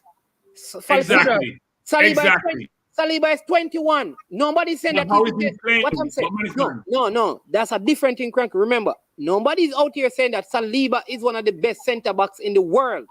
What We are CC saying said, that. I am saying that. in the world? Yes. No, man. Saliba is not in the top 5 centre backs in the world. CC has Saint Maxima as one of the top 4 most skillful footballer in the entire But world. skillful doesn't mean that you score goal, man is man, or that you pass well, or you move off the ball well, man is man. Man. So you're saying that he's very skillful, but he can't assist and score. I'm saying he's very I skillful. see. He gets to make better decisions. Yeah. Man is Man man. is man. How much goal Grealish scored this year? Grealish? Yeah. Grealish has scored one goal in the league. Yes, Yeah, man is Premier man. League, How One many goal. assists he has? He has more than 5 assists. No, he doesn't. Check it. I don't know what the number is. Hold on there, Cranky. In the game against Man City, who create the 3? Who have the 3 assists? The 3 goal what Newcastle score. Who have the 3 assists? No, one was a free kick. One was a free kick. See, Go ahead, Balakar. No, man is man. No. Tell the people, man is man. Tell the people Grealish stats, man is man. Man is man before me cut. Balakar. Man is man. Yeah. Tell the people Grealish stats. Tell the people Grealish stats, man is man. This season, Yes. in the league, 2 goals, I Yes. think, and 3 assists. Really? Look it up, man is man. Look it up. Man is man. How many games has No, Grealish actually started? Say maximum 5. 5. So St. Maximin played 5 games. What are his stats? And Grealish played 5 games. What are his stats? And when you They're probably about the same. all right. So remember, I'm comparing St. Maximum with Bernardo Silva and Riyad Mahrez. But Bernardo started most of the game. Riyad Mahrez. Management want answer something before. Go ahead. Go ahead, Balakar. Sorry. See, did I say something to you? I may answer it to you. The reason why Eric Cantona no play a lot of games for France, like from leading up to the 98 World Cup, the coach look for him and tell him, listen to me, big man, you have to play forward because Zidane have to play the creative role there. And he say, nah, do it. So then don't pick him. And that's why I don't play a lot of games for France leading up to the World Cup. You see me, because coach tell him that Zidane have to play the midfield role. And him need to play forward. And he say, nah, do it. So they don't pick him at all. No, so Manisman, All right, Balaka, bro, take a next one. Come Manisman, here. Yeah. is Madison a good player? Is Madison a good player, Manisman? Is who? Madison, James Madison. Yeah, man, but I'm saying that Saint Maximum is a good player. I just don't think he's the most skill. His skill level to me, how I measure skill level, is what do you do after you beat the player? If you waste the ball after that, then that cuts down to me a skill level. But I don't think flair. Sometimes the coach preference, you know. Madison's stats is better than Foden's stats, it's better than Grealish stats. It's probably last year probably better than Sterling's stats, and he can't get in the England team. He can't get in the squad. So I agree with you. Saint Maximum has to have more production in the France team, but he's the most skillful player in the Premier League. EPL, all right. Flavor Max, this is Arsenal, man. How you doing? Yeah, man. Take on Cranky, you know, because I know like it come like so much CC Chelsea medicine get somewhere in a cranky juice. Yeah, because I get busy here in CC and some other number 5 and number 6 man talk, because I have to be looking down to hear them, and it is busy. I can't do that. I'm so at the top, way at the top. It's very difficult to have a conversation with those men at 5 and 6 on the table. But having said that, arrogance of the Arsenal fans, by the way. Yeah, man. Having said that, though, management, I think the definition of skill for you and management and CC is different, you know. And I think that is the reason why you're not agreeing. Yes, he's in terms of what would I call tackler and blocks and beat a man in Jamaica. Yes, he's probably the best in the Premier League. But skill for you is not just that. Yeah. So skill for you is not just that. Skill for you is, when you do that, are you putting your team in an advantage position? Are you doing it in an effective way to push forward your team to score a goal, give an assist, or those things? Yes, sir. The end product, he don't really have that. You know, De Bruyne is skillful at what he does without doing all of those trickery. De Bruyne will give the assist. De Bruyne will score the goal, and I would consider that as skill.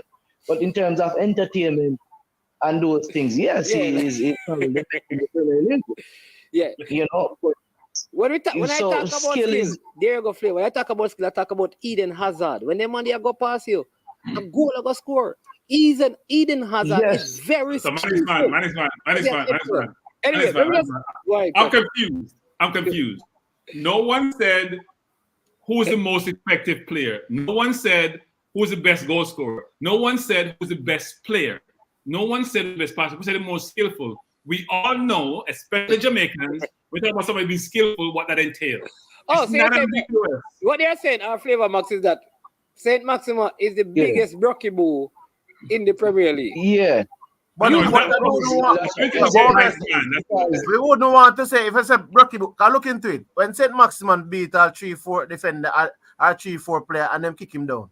And if his team is in an advantageous position, that's what Brocky Bulls do. Then I'm gonna ask you a question. If his team is in an, how did they kick down Cranky? Why do you think he always injured? Zaha and Grealish are Brocky Bull then. So Zaha and Grealish are Brocky Bull. No, Zaha a score. But Brocky Bull. But do you know that? But man, do you know that? Do you know that when them use the word most fouled player, the most fouled player tends to normally be one of the most skillful players? Yes. You know, do you know that the most fouled player tends to be the most skillful player? You don't want to check who is the most fouled player in the league? It's normally Grealish and Zaha. There you go, not Saint Maxima. No, because they can't touch Saint Maximum. They're behind him. But all right, but tell you what, some of the things that Saint Maxima does, you know, another player will just play a 1-2 ball and progress the ball fast and better, you know. Because some of them can't do it, Flavor Max. Some of them cannot do what Saint Maximin do. You don't need to do some of those. No, but I'm saying they is doing. when he They can't do it. when he does that, it gives the team, the opposition team, time to set back the back four and all of those things. You So know much they need play, to do that. Flavor Max. You know much player would want to do what Ronaldinho did, but they can't do it. You know much player would want to play like Neymar, but they can't do it. Ronaldinho and Neymar is in a different category. No, I'm just saying there's players who wants to do these things, but they don't have the audacity to take it on the game of play in the 90 minutes in the game of play. Then can't do it. Even Eden Hazard, Yeah, even no, Alexis look, Sanchez. now that Newcastle is getting better, we should see more production from St. Maximum. That's my prediction. All right, here's a good question. So let me ask and you. let me just say this: when you have some time this evening after this program, go watch that video I sent you, and then come back and talk to me. Let me ask you. You think St. Maxima could start in Liverpool side if everybody is fit? He probably could start. Well, I would compare him to Diaz, and Diaz starts. He I'm would sure start if your Fox said Maximin can start for Chelsea, if we could have get it. Well, according to you, you have no forward, so of course you can start. Anybody can start for Chelsea. Anybody can start for Chelsea. Is that you say that Manchester is far superior to you up front? So if Manchester, who is what? Manchester is in what position? And you No, saying man, that, man, it's them about nothing. Hey, Here's the the one thing, guy, that channel, yeah, have me, beer, Man U and Arsenal fans, because the man, is a record full of CC, Saint Adam, man, DS Electronics.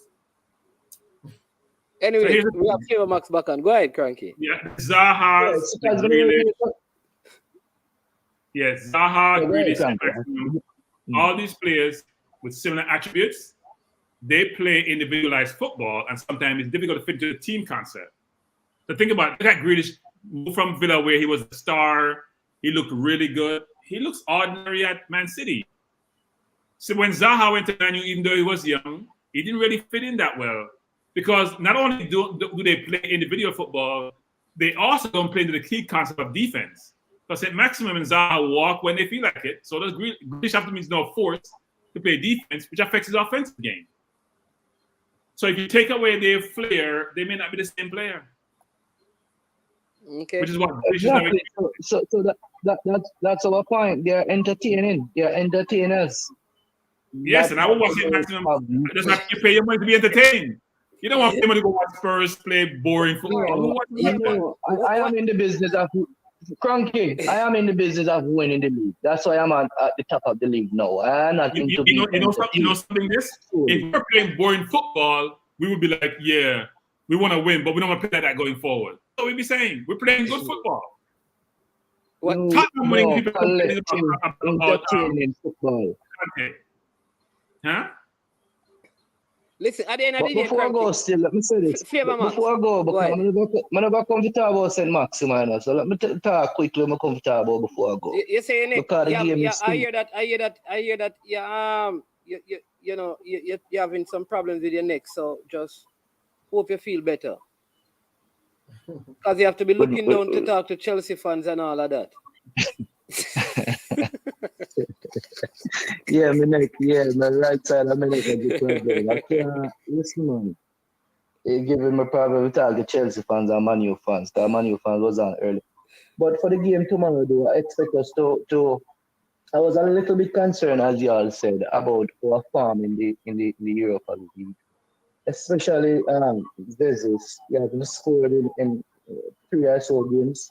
I want him to get some goals tomorrow, just so that he can keep that momentum. And I still have one eye on him making the Brazil squad for the World Cup, and I want to keep the boys excited, motivated, and happy. So I want him to get some goals tomorrow. We will definitely win tomorrow, and we'll go back 4 points on top of the Premier League, and we will continue to be on top of the Premier League until we win it. I don't see us dropping below Man City as a lot of people think we're going to do anytime soon. I watched Man City game today, and I will tell you this. Yes, they won 3-1, but I don't think the score really reflect how good Brighton played them. Brighton have them on the back foot for most part in the second half today. But I just think they were a little bit naive. something like what we were against Man U, and then they score back the 3 goal and then they deflated. But Brighton give them a good match. They were on the back foot. They were on the rope. So I see some weak points and some weak area in City game, and City will drop points. So for all those people think that okay, Arsenal not going to be there until the end of the Premier League, tell them to think again. Tomorrow 3 points and we move on. So there's that more. So because I'm gonna be the last stop routine, Every time you have a show, remind people that this year 2022-23 season is for Arsenal. And as Cranky say, this just didn't happen. No. This was 4 seasons in the making.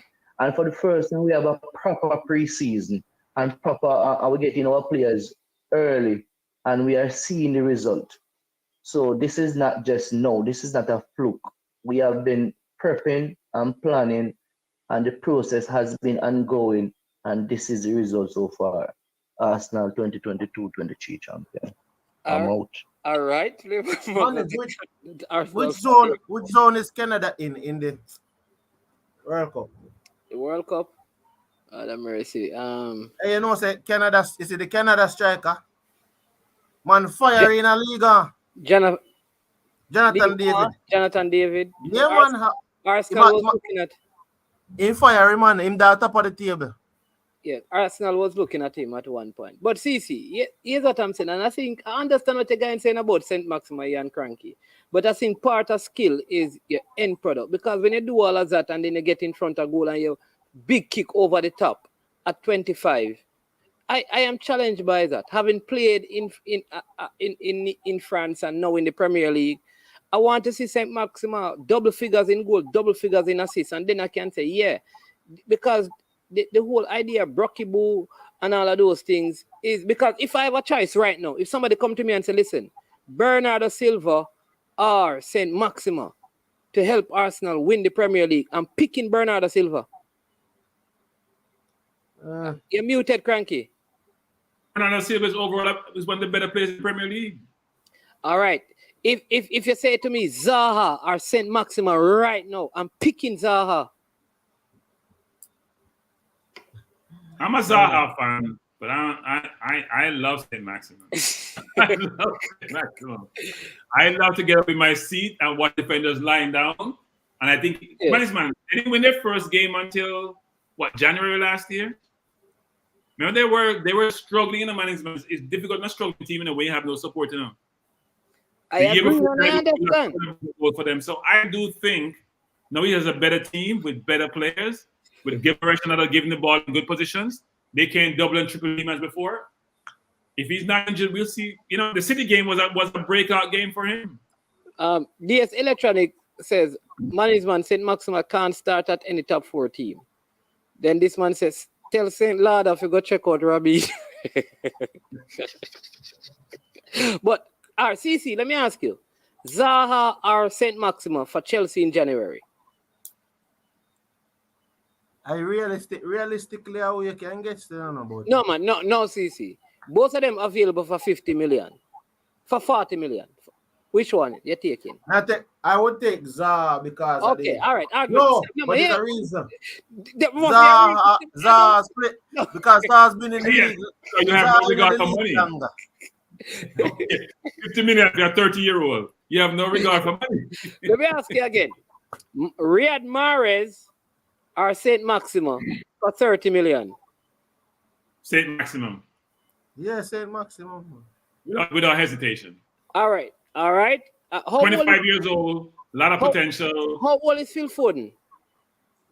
Man. Phil Foden is young at 22. No, man. I'm just asking. What is it? 22? Yeah, 22. Yeah. Okay. So let me ask you: would you start St. Maxima over Saka at Arsenal? Yes. Man. I don't think people watch the game sometime with the view that I do. So here's the thing. Saka doesn't really dominate games like people think he does, Yeah, last year, before Saka went on his golden spree in the man, he was 1 in 15 in the management. He scored 150 in his last 15 games before he went on this 4-goal sprint. One of the 5 goals he scored the last time. Good right foot in the Europa League, a tapping penalty. The Arsenal man never gonna beat him. Because Arsenal fans are biased towards Saka, and everybody says Saka has to start for England. The kid is a very good player, man. He has no right foot. Does Saka make you feel uncomfortable in front of goal? Does he have a right foot? Is he a goal scorer? Can he put the ball in the top corner? How many balls he put in the top corner, man, like Anthony does? How many balls does it right? Oh, thank you. How many is maximum putting in any corner at all? Manny's man, as I said before, Manny's man. Talking at the end of the season, Max can play with a good team, and then I will to my view. But I watched Saka play. Saka's a very good player. But we were the ones Arsenal fans saying he scored the last Manny's man. Yeah. Last year, in his first 17 games, I think he had about 2 or 3 goals. He then scored about 5 or 6 in a row. In the last 7 games when we needed him, how many goals he scored? How many goals he scored in the last 7 games? Apart from 2 penalties. No goal from open play. No goal. When we needed him in the big game against Newcastle, against Southampton, against Spurs, there was Saka dominating those games. People like to look at things just what's in front of them and not assessing the thing very deductively. Saka is a very good player, and we love Saka, but he's not a prolific goal scorer. He may score another goal, but he's not a goal scorer. You know, the thing about it, the people don't understand is when you have a player of St. Maximin's quality, you see, anytime him get end product attached to him game, he's 25. He's an unstoppable player. Man. How many times Saka pick up the ball and just run past a defender? Man. No, I'm asking you the question. No, I'm asking you, man, what is happening to Cranky and St. Max? Because, I mean, you know why, guys? Because you know why I watch Newcastle? Because Willock was an Arsenal player. So I watch all Newcastle games. Every single game Newcastle play, I watch them just because of Willock. And I watch St. Maximin play. And I like his game. I just think his decision, it's not end product, it's decision-making management. That's why Martinelli suffers from also. Yeah. When do I pass? When do I shoot? When do I dribble? That decision they struggle with. But his overall skill is control, his ability to beat a person, create mismatches, pull defense to him. He has that in his game. All right, we have one done. This is the last call because we need to wrap up in like 8 minutes. One done. What have you to say on this discussion? Yeah. Yeah, man, see them St. Maximum skill, man, but for your skill, you mean skill with end product. And then the kind of play that you attack. St. Maximum and let me tell you what I hate, Wandan. You send me a play scrimmage and you have someone, you work hard, you win the ball, you give it to them. Bam, bam, bam, salad. Yeah, hey. And then, where can I score the goal? Bam, one kick, ball gone. Brother. Yeah, man. Yeah, skill must be able to score the ball and kick the ball in the back of the net or set up somebody to score must be a part of your skill set. If you're going to because getting past play is one, right? End product must be one of those. So if you create criteria as Cranky, you're going to realize that St. Maxima going to fall way down and all the players will get passing because of the end product. Because man. Because let's think about Grealish now. You know where Grealish is rated in England? Everybody glad for Grealish. So they about to pay Grealish. How much goal Grealish scored this year? How much goal Grealish since we at Man City? How much goal scored? But the next thing I to it, man. I can tell you when Grealish was in the championship with Aston Villa and came up with Aston Villa. Listen, the man was creating assists like wow, until Arsenal wanted to buy him. You know how much Grealish was sold for, brother? $100 million. You think St. Maximum worth $100 million? Man, how much Lukaku sold for? English. Wait. How much Lukaku sold for, man? Blind people buy Lukaku. That's different. Blind people buy Grealish. But here, I say, you see the next thing to manage, man. If you is a player like St. Maximin and you don't want to have a striker like, say you have one a goal scorer, 2 other goal scorer in the team like that. A lot of the times because assist is the hardest part of the game, you know. But when man tell me about goal now, the assist is harder than the goal. You know why? Wait, you talk about see? Wait, where's it? Hold on. Yeah, man. Let me tell you why. The assist is harder than the goal. If me pass the ball game management and I kick it away, do I get an assist? What you talking about? When you say assist is harder, CC, you have what you mean is that it's harder to get an assist. It's harder to get an assist than to score a goal. Wait. CC, I don't agree to the goal scoring. Not hardest to do. So DS Electronics is saying, do I know that Saka is always double teamed? No, you're wrong on that. Saka always create double teams on himself. Why is that? Man, listen to this. No, man, I put it up to your comment about St. Maxima. Just these comments. Yeah. If you get the ball, you stop the ball, and you jockey, someone else comes over to cover you. Unlike St. Maxima, who picks it up and go forward, Saka stops the ball, then he jockeys, looking for space. I go inside, do I go outside, do I pass? He's not always double team. He creates double team on himself. Even when he has one-on-one, he throws it down, and the defense come and cover. Go ahead, one done. Saka no skill like St. Maximan, but you see when Saka can read the game much better than him. Yes. And pick a much easier position than him. Yes, St. Maximan have low IQ. Football in IQ. Saka has like 9 GC. But Saka, and probably all ones. No, he's a brilliant kid. That's not debatable. He's a brilliant kid. Hey, you know what, one done. You know what, Dan? One Dan, I'm going to give you a player that, like, I think a lot of people rate him, say him a big baller, and I don't rate him. I mean, I like to talk about local players, but him play for Allen Garden. This man, when him come on the field, the whole crowd, be there anytime him cranky. You see, before him come on, be antics, him carry on with it and go on. Him come on the field. Man, I entertainer, you know. And football is an entertaining sport. They must entertain the crowd. The man come to entertain the crowd. Him plot and turn over, roll over the ball, and guess what? Ball go out the door. Man, but you have to have the play on your side. No, what out. Man. So here's the difference between your person you're talking about and St. Maximum. When he gets on the field, the Newcastle fans who know football all get excited. Okay? All get excited. You watch Newcastle fans when he gets on the ball. Or they all get up.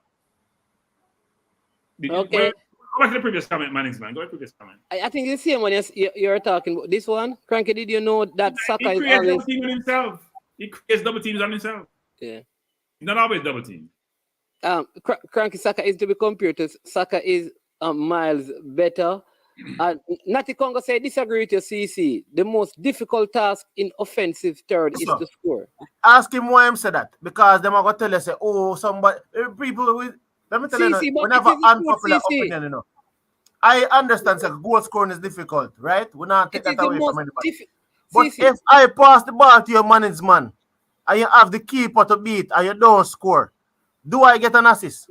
No, you don't. Exactly. So what your point is to accrue. CC. So when you see one man get 20 assists. No. CC. It's not debatable which is harder. How many assists versus goal scorers have won the Ballon d'Or? How many what? People who score goals. Unless you're Modric or someone like that. Most times the Ballon d'Or is won by Messi or Ronaldo or more really Benzema. Before Lionel Messi, before Lionel Messi and before Cristiano Ronaldo, you'd have Kaká win it, Ronaldinho won it, Zidane won it. And they weren't the leading goal scorers in the world. When you talk about leading goal scorers, CC, they score goals. CC, here's what you're missing. What you need to say, CC, just change the thing, man. What you mean to say is that to accumulate assist stats, right? Because it is dependent on the person you're passing the ball to scoring, it's probably going to be harder. Because if you have a poor goal scorer, then you're going to be low on assists. Because if Kevin De Bruyne, if you were the forward for Man City, Kevin De Bruyne would not have 10 assists for the season. Man is man. Man is man. I'm going to tell you, if the point is so simple, I don't understand how to fly over and around the people. Me now go that if you come and say you explain said that, obviously you get what I was saying, man. But Me that's not not fi- what you said, So though. Yes, that is what I said. Wait, man, CC. So you see many games, CC, where somebody gets an assist and you're like, that's not an assist. The man passed me the ball outside the box, I beat 2 men and scored, I get an assist. Yeah, but me sure you If say, I'm last, look pass at the ball top 10 I to tell you. Top 10 I tell you say you never have a man with 60 assists in one season. You have a man with 60 goals in one season. Not because it's harder to make an Man assist. score 50. Hold on, man score 50 goals. Lionel Messi score 50 goals in La Liga. 50 goals. All right, so CC, remember this. The amount of goal Messi scores, right? The amount of goals Messi score is not tied to one person giving him the assist. Do you realize that most teams have a focal person to score the goals? The top teams. So like Benzema at Real Madrid, Kane at other people score, but the primary scoring responsibility sometimes assists by committee because you have corner kicks, you have persons who take set plays. So it's a different thing. So I am saying that the ability to kick the ball in the back of the net consistently is one of the hardest things to do in the game of football.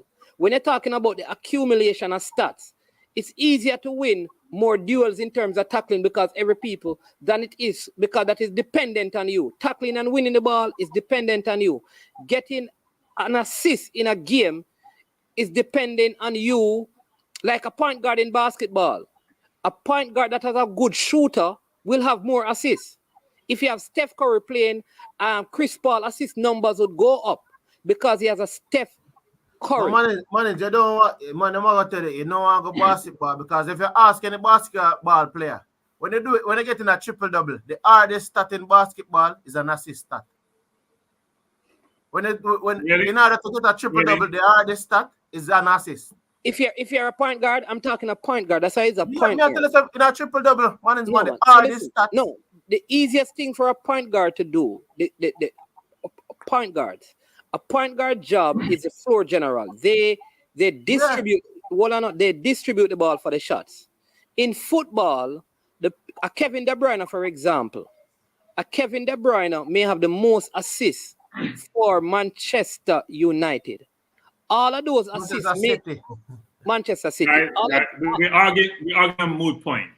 The hardest thing to do in any sport, whether it's football, basketball, American football, baseball, it's to score. Yeah. That's why the people who can score make all the money. There you go. Any sport you can think about. That's why the quarterback get all the money and the receivers get all the money. But nowadays, linesmen get money. That's why the basketball scorers like Steph Curry get all the money because Steph Curry can play defense. That's why in football, you're going to see the Benzemas, the Haalands, the Neymars, Messi, Ronaldo get all the money. What does Messi and Ronaldo do? They put the ball in the goal. How much they make? One make $500,000 a month or a week. Ronaldo has the most assists in the Champions League. Messi has the most assists ever. Making all the money he's making because he scores. No, we don't have Cranky. I don't have a problem with scoring, but may I tell you, what I'm trying to say is that a stat that depends on another stat. A stat that depends on a player. Goal scoring is dependent on yourself, in your skill and your ability. That is what goal score. Assist is not dependent on your skill and ability. It's dependent on another player's skill and ability. CC, use the analogy of a point guard to demonstrate your point. If I'm playing point guard and I throw the ball to Steph Curry 10 times and he shoot 10 threes, I get 10 assists. Is that difficult to pass the ball to Steph Curry so he can score? Or is Steph Curry more difficult to put the ball in the hoop? It's not even debatable. I don't think it's debatable, CC. Listen, CC. Listen, CC. If I'm playing with Kevin De Bruyne, I am going to get assists. Right? You know that? Yeah, I go get the ball, yes. All right. You know how all of that makes sense if I can get the ball in the back of the net. No, look, I'm not saying if you give me a tapping, CC, that's different enough. Give me a tapping, that's different versus, you know what? Because that's just in general. Because remember, the difficulty, is not Kevin De Bruyne's ability to get the ball to me, Because remember, a defender can give me an assist. Listen, Alisson gave an assist to Salah. Salah, the hardest part is to get that ball in the goal. Edison gave an assist today to Because Holland. if it don't watch this, if it don't go in the goal, Yeah. the work of even the goal Alisson becomes like But wasted. me think the whole, even the Ballon d'Or conversation, and some people are latching on, is a moot conversation because Cristiano Ronaldo and Lionel Messi has gotten so much in terms of their goal scoring prowess.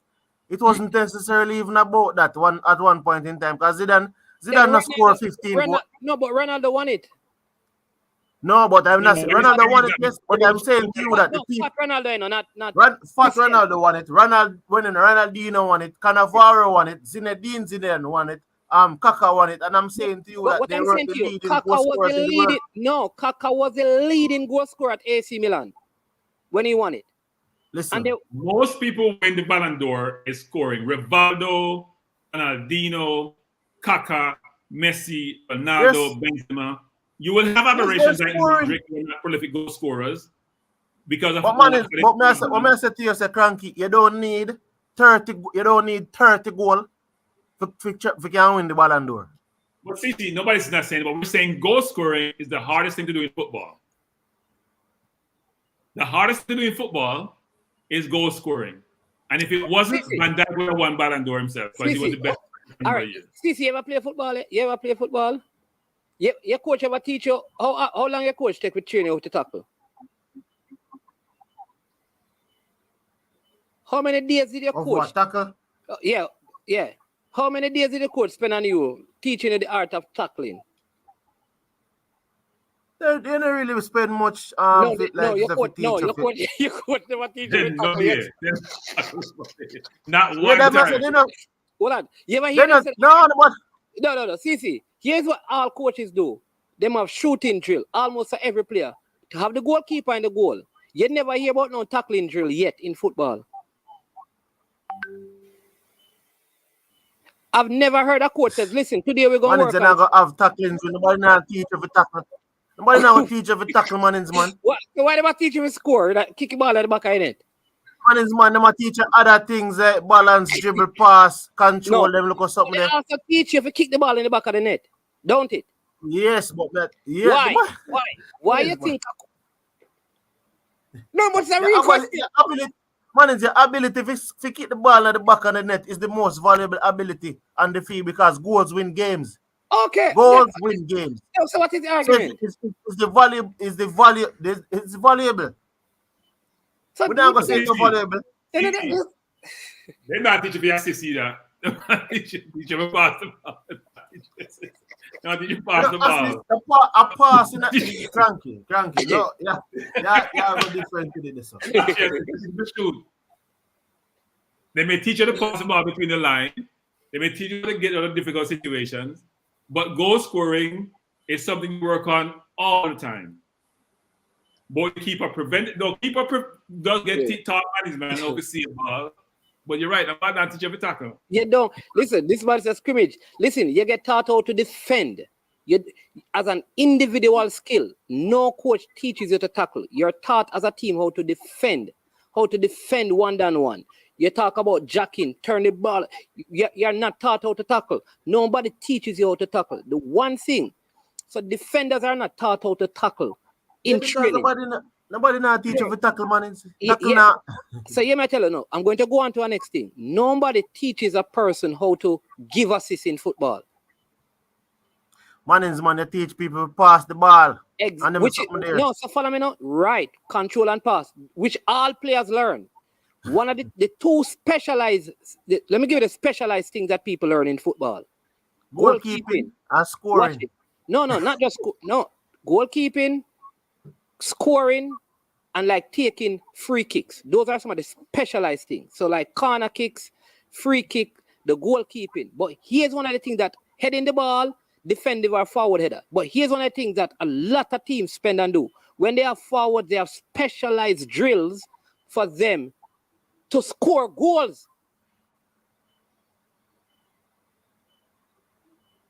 That's it. Now you get taught positioning too. How you position yourself defensively and offensively. How you want half turn. You get some of the teachings, right? But goal scoring is the most difficult thing to do. and the most important thing to do in football. Yeah.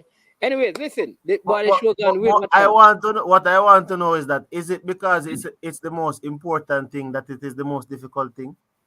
No, That's the it's both. It's both. It's the most important and the most difficult. What a conversation. It's the most important and the most difficult. Yeah. Think about goalkeeping, scoring goal like money. It's the most important and hardest to make for some people. But no, it's an imperative, right? Goal scoring, goal in matches. And that's why strikers get paid a lot of money. Yeah. All right. Yeah, listen, good show. We went over time, Cranky, 2 hours and 20 minutes, but it was a good show. So, yeah, man. Yes, I hope tomorrow we have the same smile on our face management this time tomorrow. After the Southampton game, let's hope we can come up with a victory and keep moving on. Yeah. CC, thanks. Really appreciate the 1-1 draw today. It was very beneficial to the cause. Yes, CC, you're contributing, CC. The most important thing is to score goals so you can win, CC. Remember that. Yeah. You know, the team got a goal today. They got a gift. They didn't take advantage of it. Yeah, man. And thanks to everyone who has joined the stream, every person for every comment, for all the calls, all the likes, all the persons who subscribe, all the persons who share the content. Thank you so much. From Danny Dread to Natty Congo RR Top 10. The Godfather is here, Fresh God, Dre Any Weather, Chris Wayne, Balakar, One Dan United. You understand me? DS Electronics Unlimited, you know, up and running RR Outer East, Fresh God. Oh, gee, so many of you. Who else am I seeing? See what I can. Who else? Who else is there? Any top 10? Remember top 10. All right. Who else? Mirak or Karim? Any one of the names them you go by. Flavor Max TV, Romario Lawrence. Mr. Balakar. Balakar, you name a pop up. So Michael Nemard up and running. We dropped 7 yesterday, by the way, manage. Huh? We dropped 7 yesterday, so you can, you know. Okay. Yeah, man. Clarendon College 1/7, KC 1/3, Mannings 1. Oh, no, wait, man. You go so fast over these things sometimes I can't hear you. What did you say? I can't hear you, man. You go quickly. You got to slow down. Because last week you were very boisterous. You were talking about the 4-2 drubbing that KC got and all sort of stuff. And, you know, I like to hear you enunciate, pronounce, dissect, and provide the audience with your perspective as to what transpired for the people know that the children on the road. The people know that we're going to have a show dedicated to that, man. Okay, you understand me? Petersfield drew with William Nib 1-1. You understand me? Calabar gave Meadowbrook 6-0. Game of nothing. Frome defeated Titchfield by 3-0. Arden clipped Waterford 1-0, the first win of the season. Vere upset Cornwall College by 2-1. You understand me? Rossies defeated Bellier by 2-0. Central defeated Irwin by 3-1. Manchester defeated BB Cook by 1-0. Glenmuir dismissed Taki by 2-0. Yep, those are some of the results of the games that were played today. Happy Grove defeated Happy Grove and Christiana drew 3-3. Yep. Paul Bogle nip Cedric Titus by 1-0. Edwin Allen also defeated McGrath by 1-0. You understand me? Yeah, any more scores? Those are the scores that I have for you. So people, bless up. Thank you so much. Cranky, all the best. Tomorrow we'll be in touch. You understand me? Yes. Hopefully it's a good game. Yeah, man. CC, well done today, CC. Well done. Yeah. I hope you continue that trend the rest of the season. Bless up, CC. My friend, you don't know. Yell up, all right? Lot of respect. People, thank you. Have a wonderful night and stay safe. It's normally at this point we say we are over and we are OUT out of here. Boom, check it out. I don't know it's Jason. I'm a represent for I Am Sure Sports. For the latest news and updates, check out I Am Sure Sports. Make sure you go to the YouTube channel, subscribe and share. JS representing. I am sure. I am sure sports.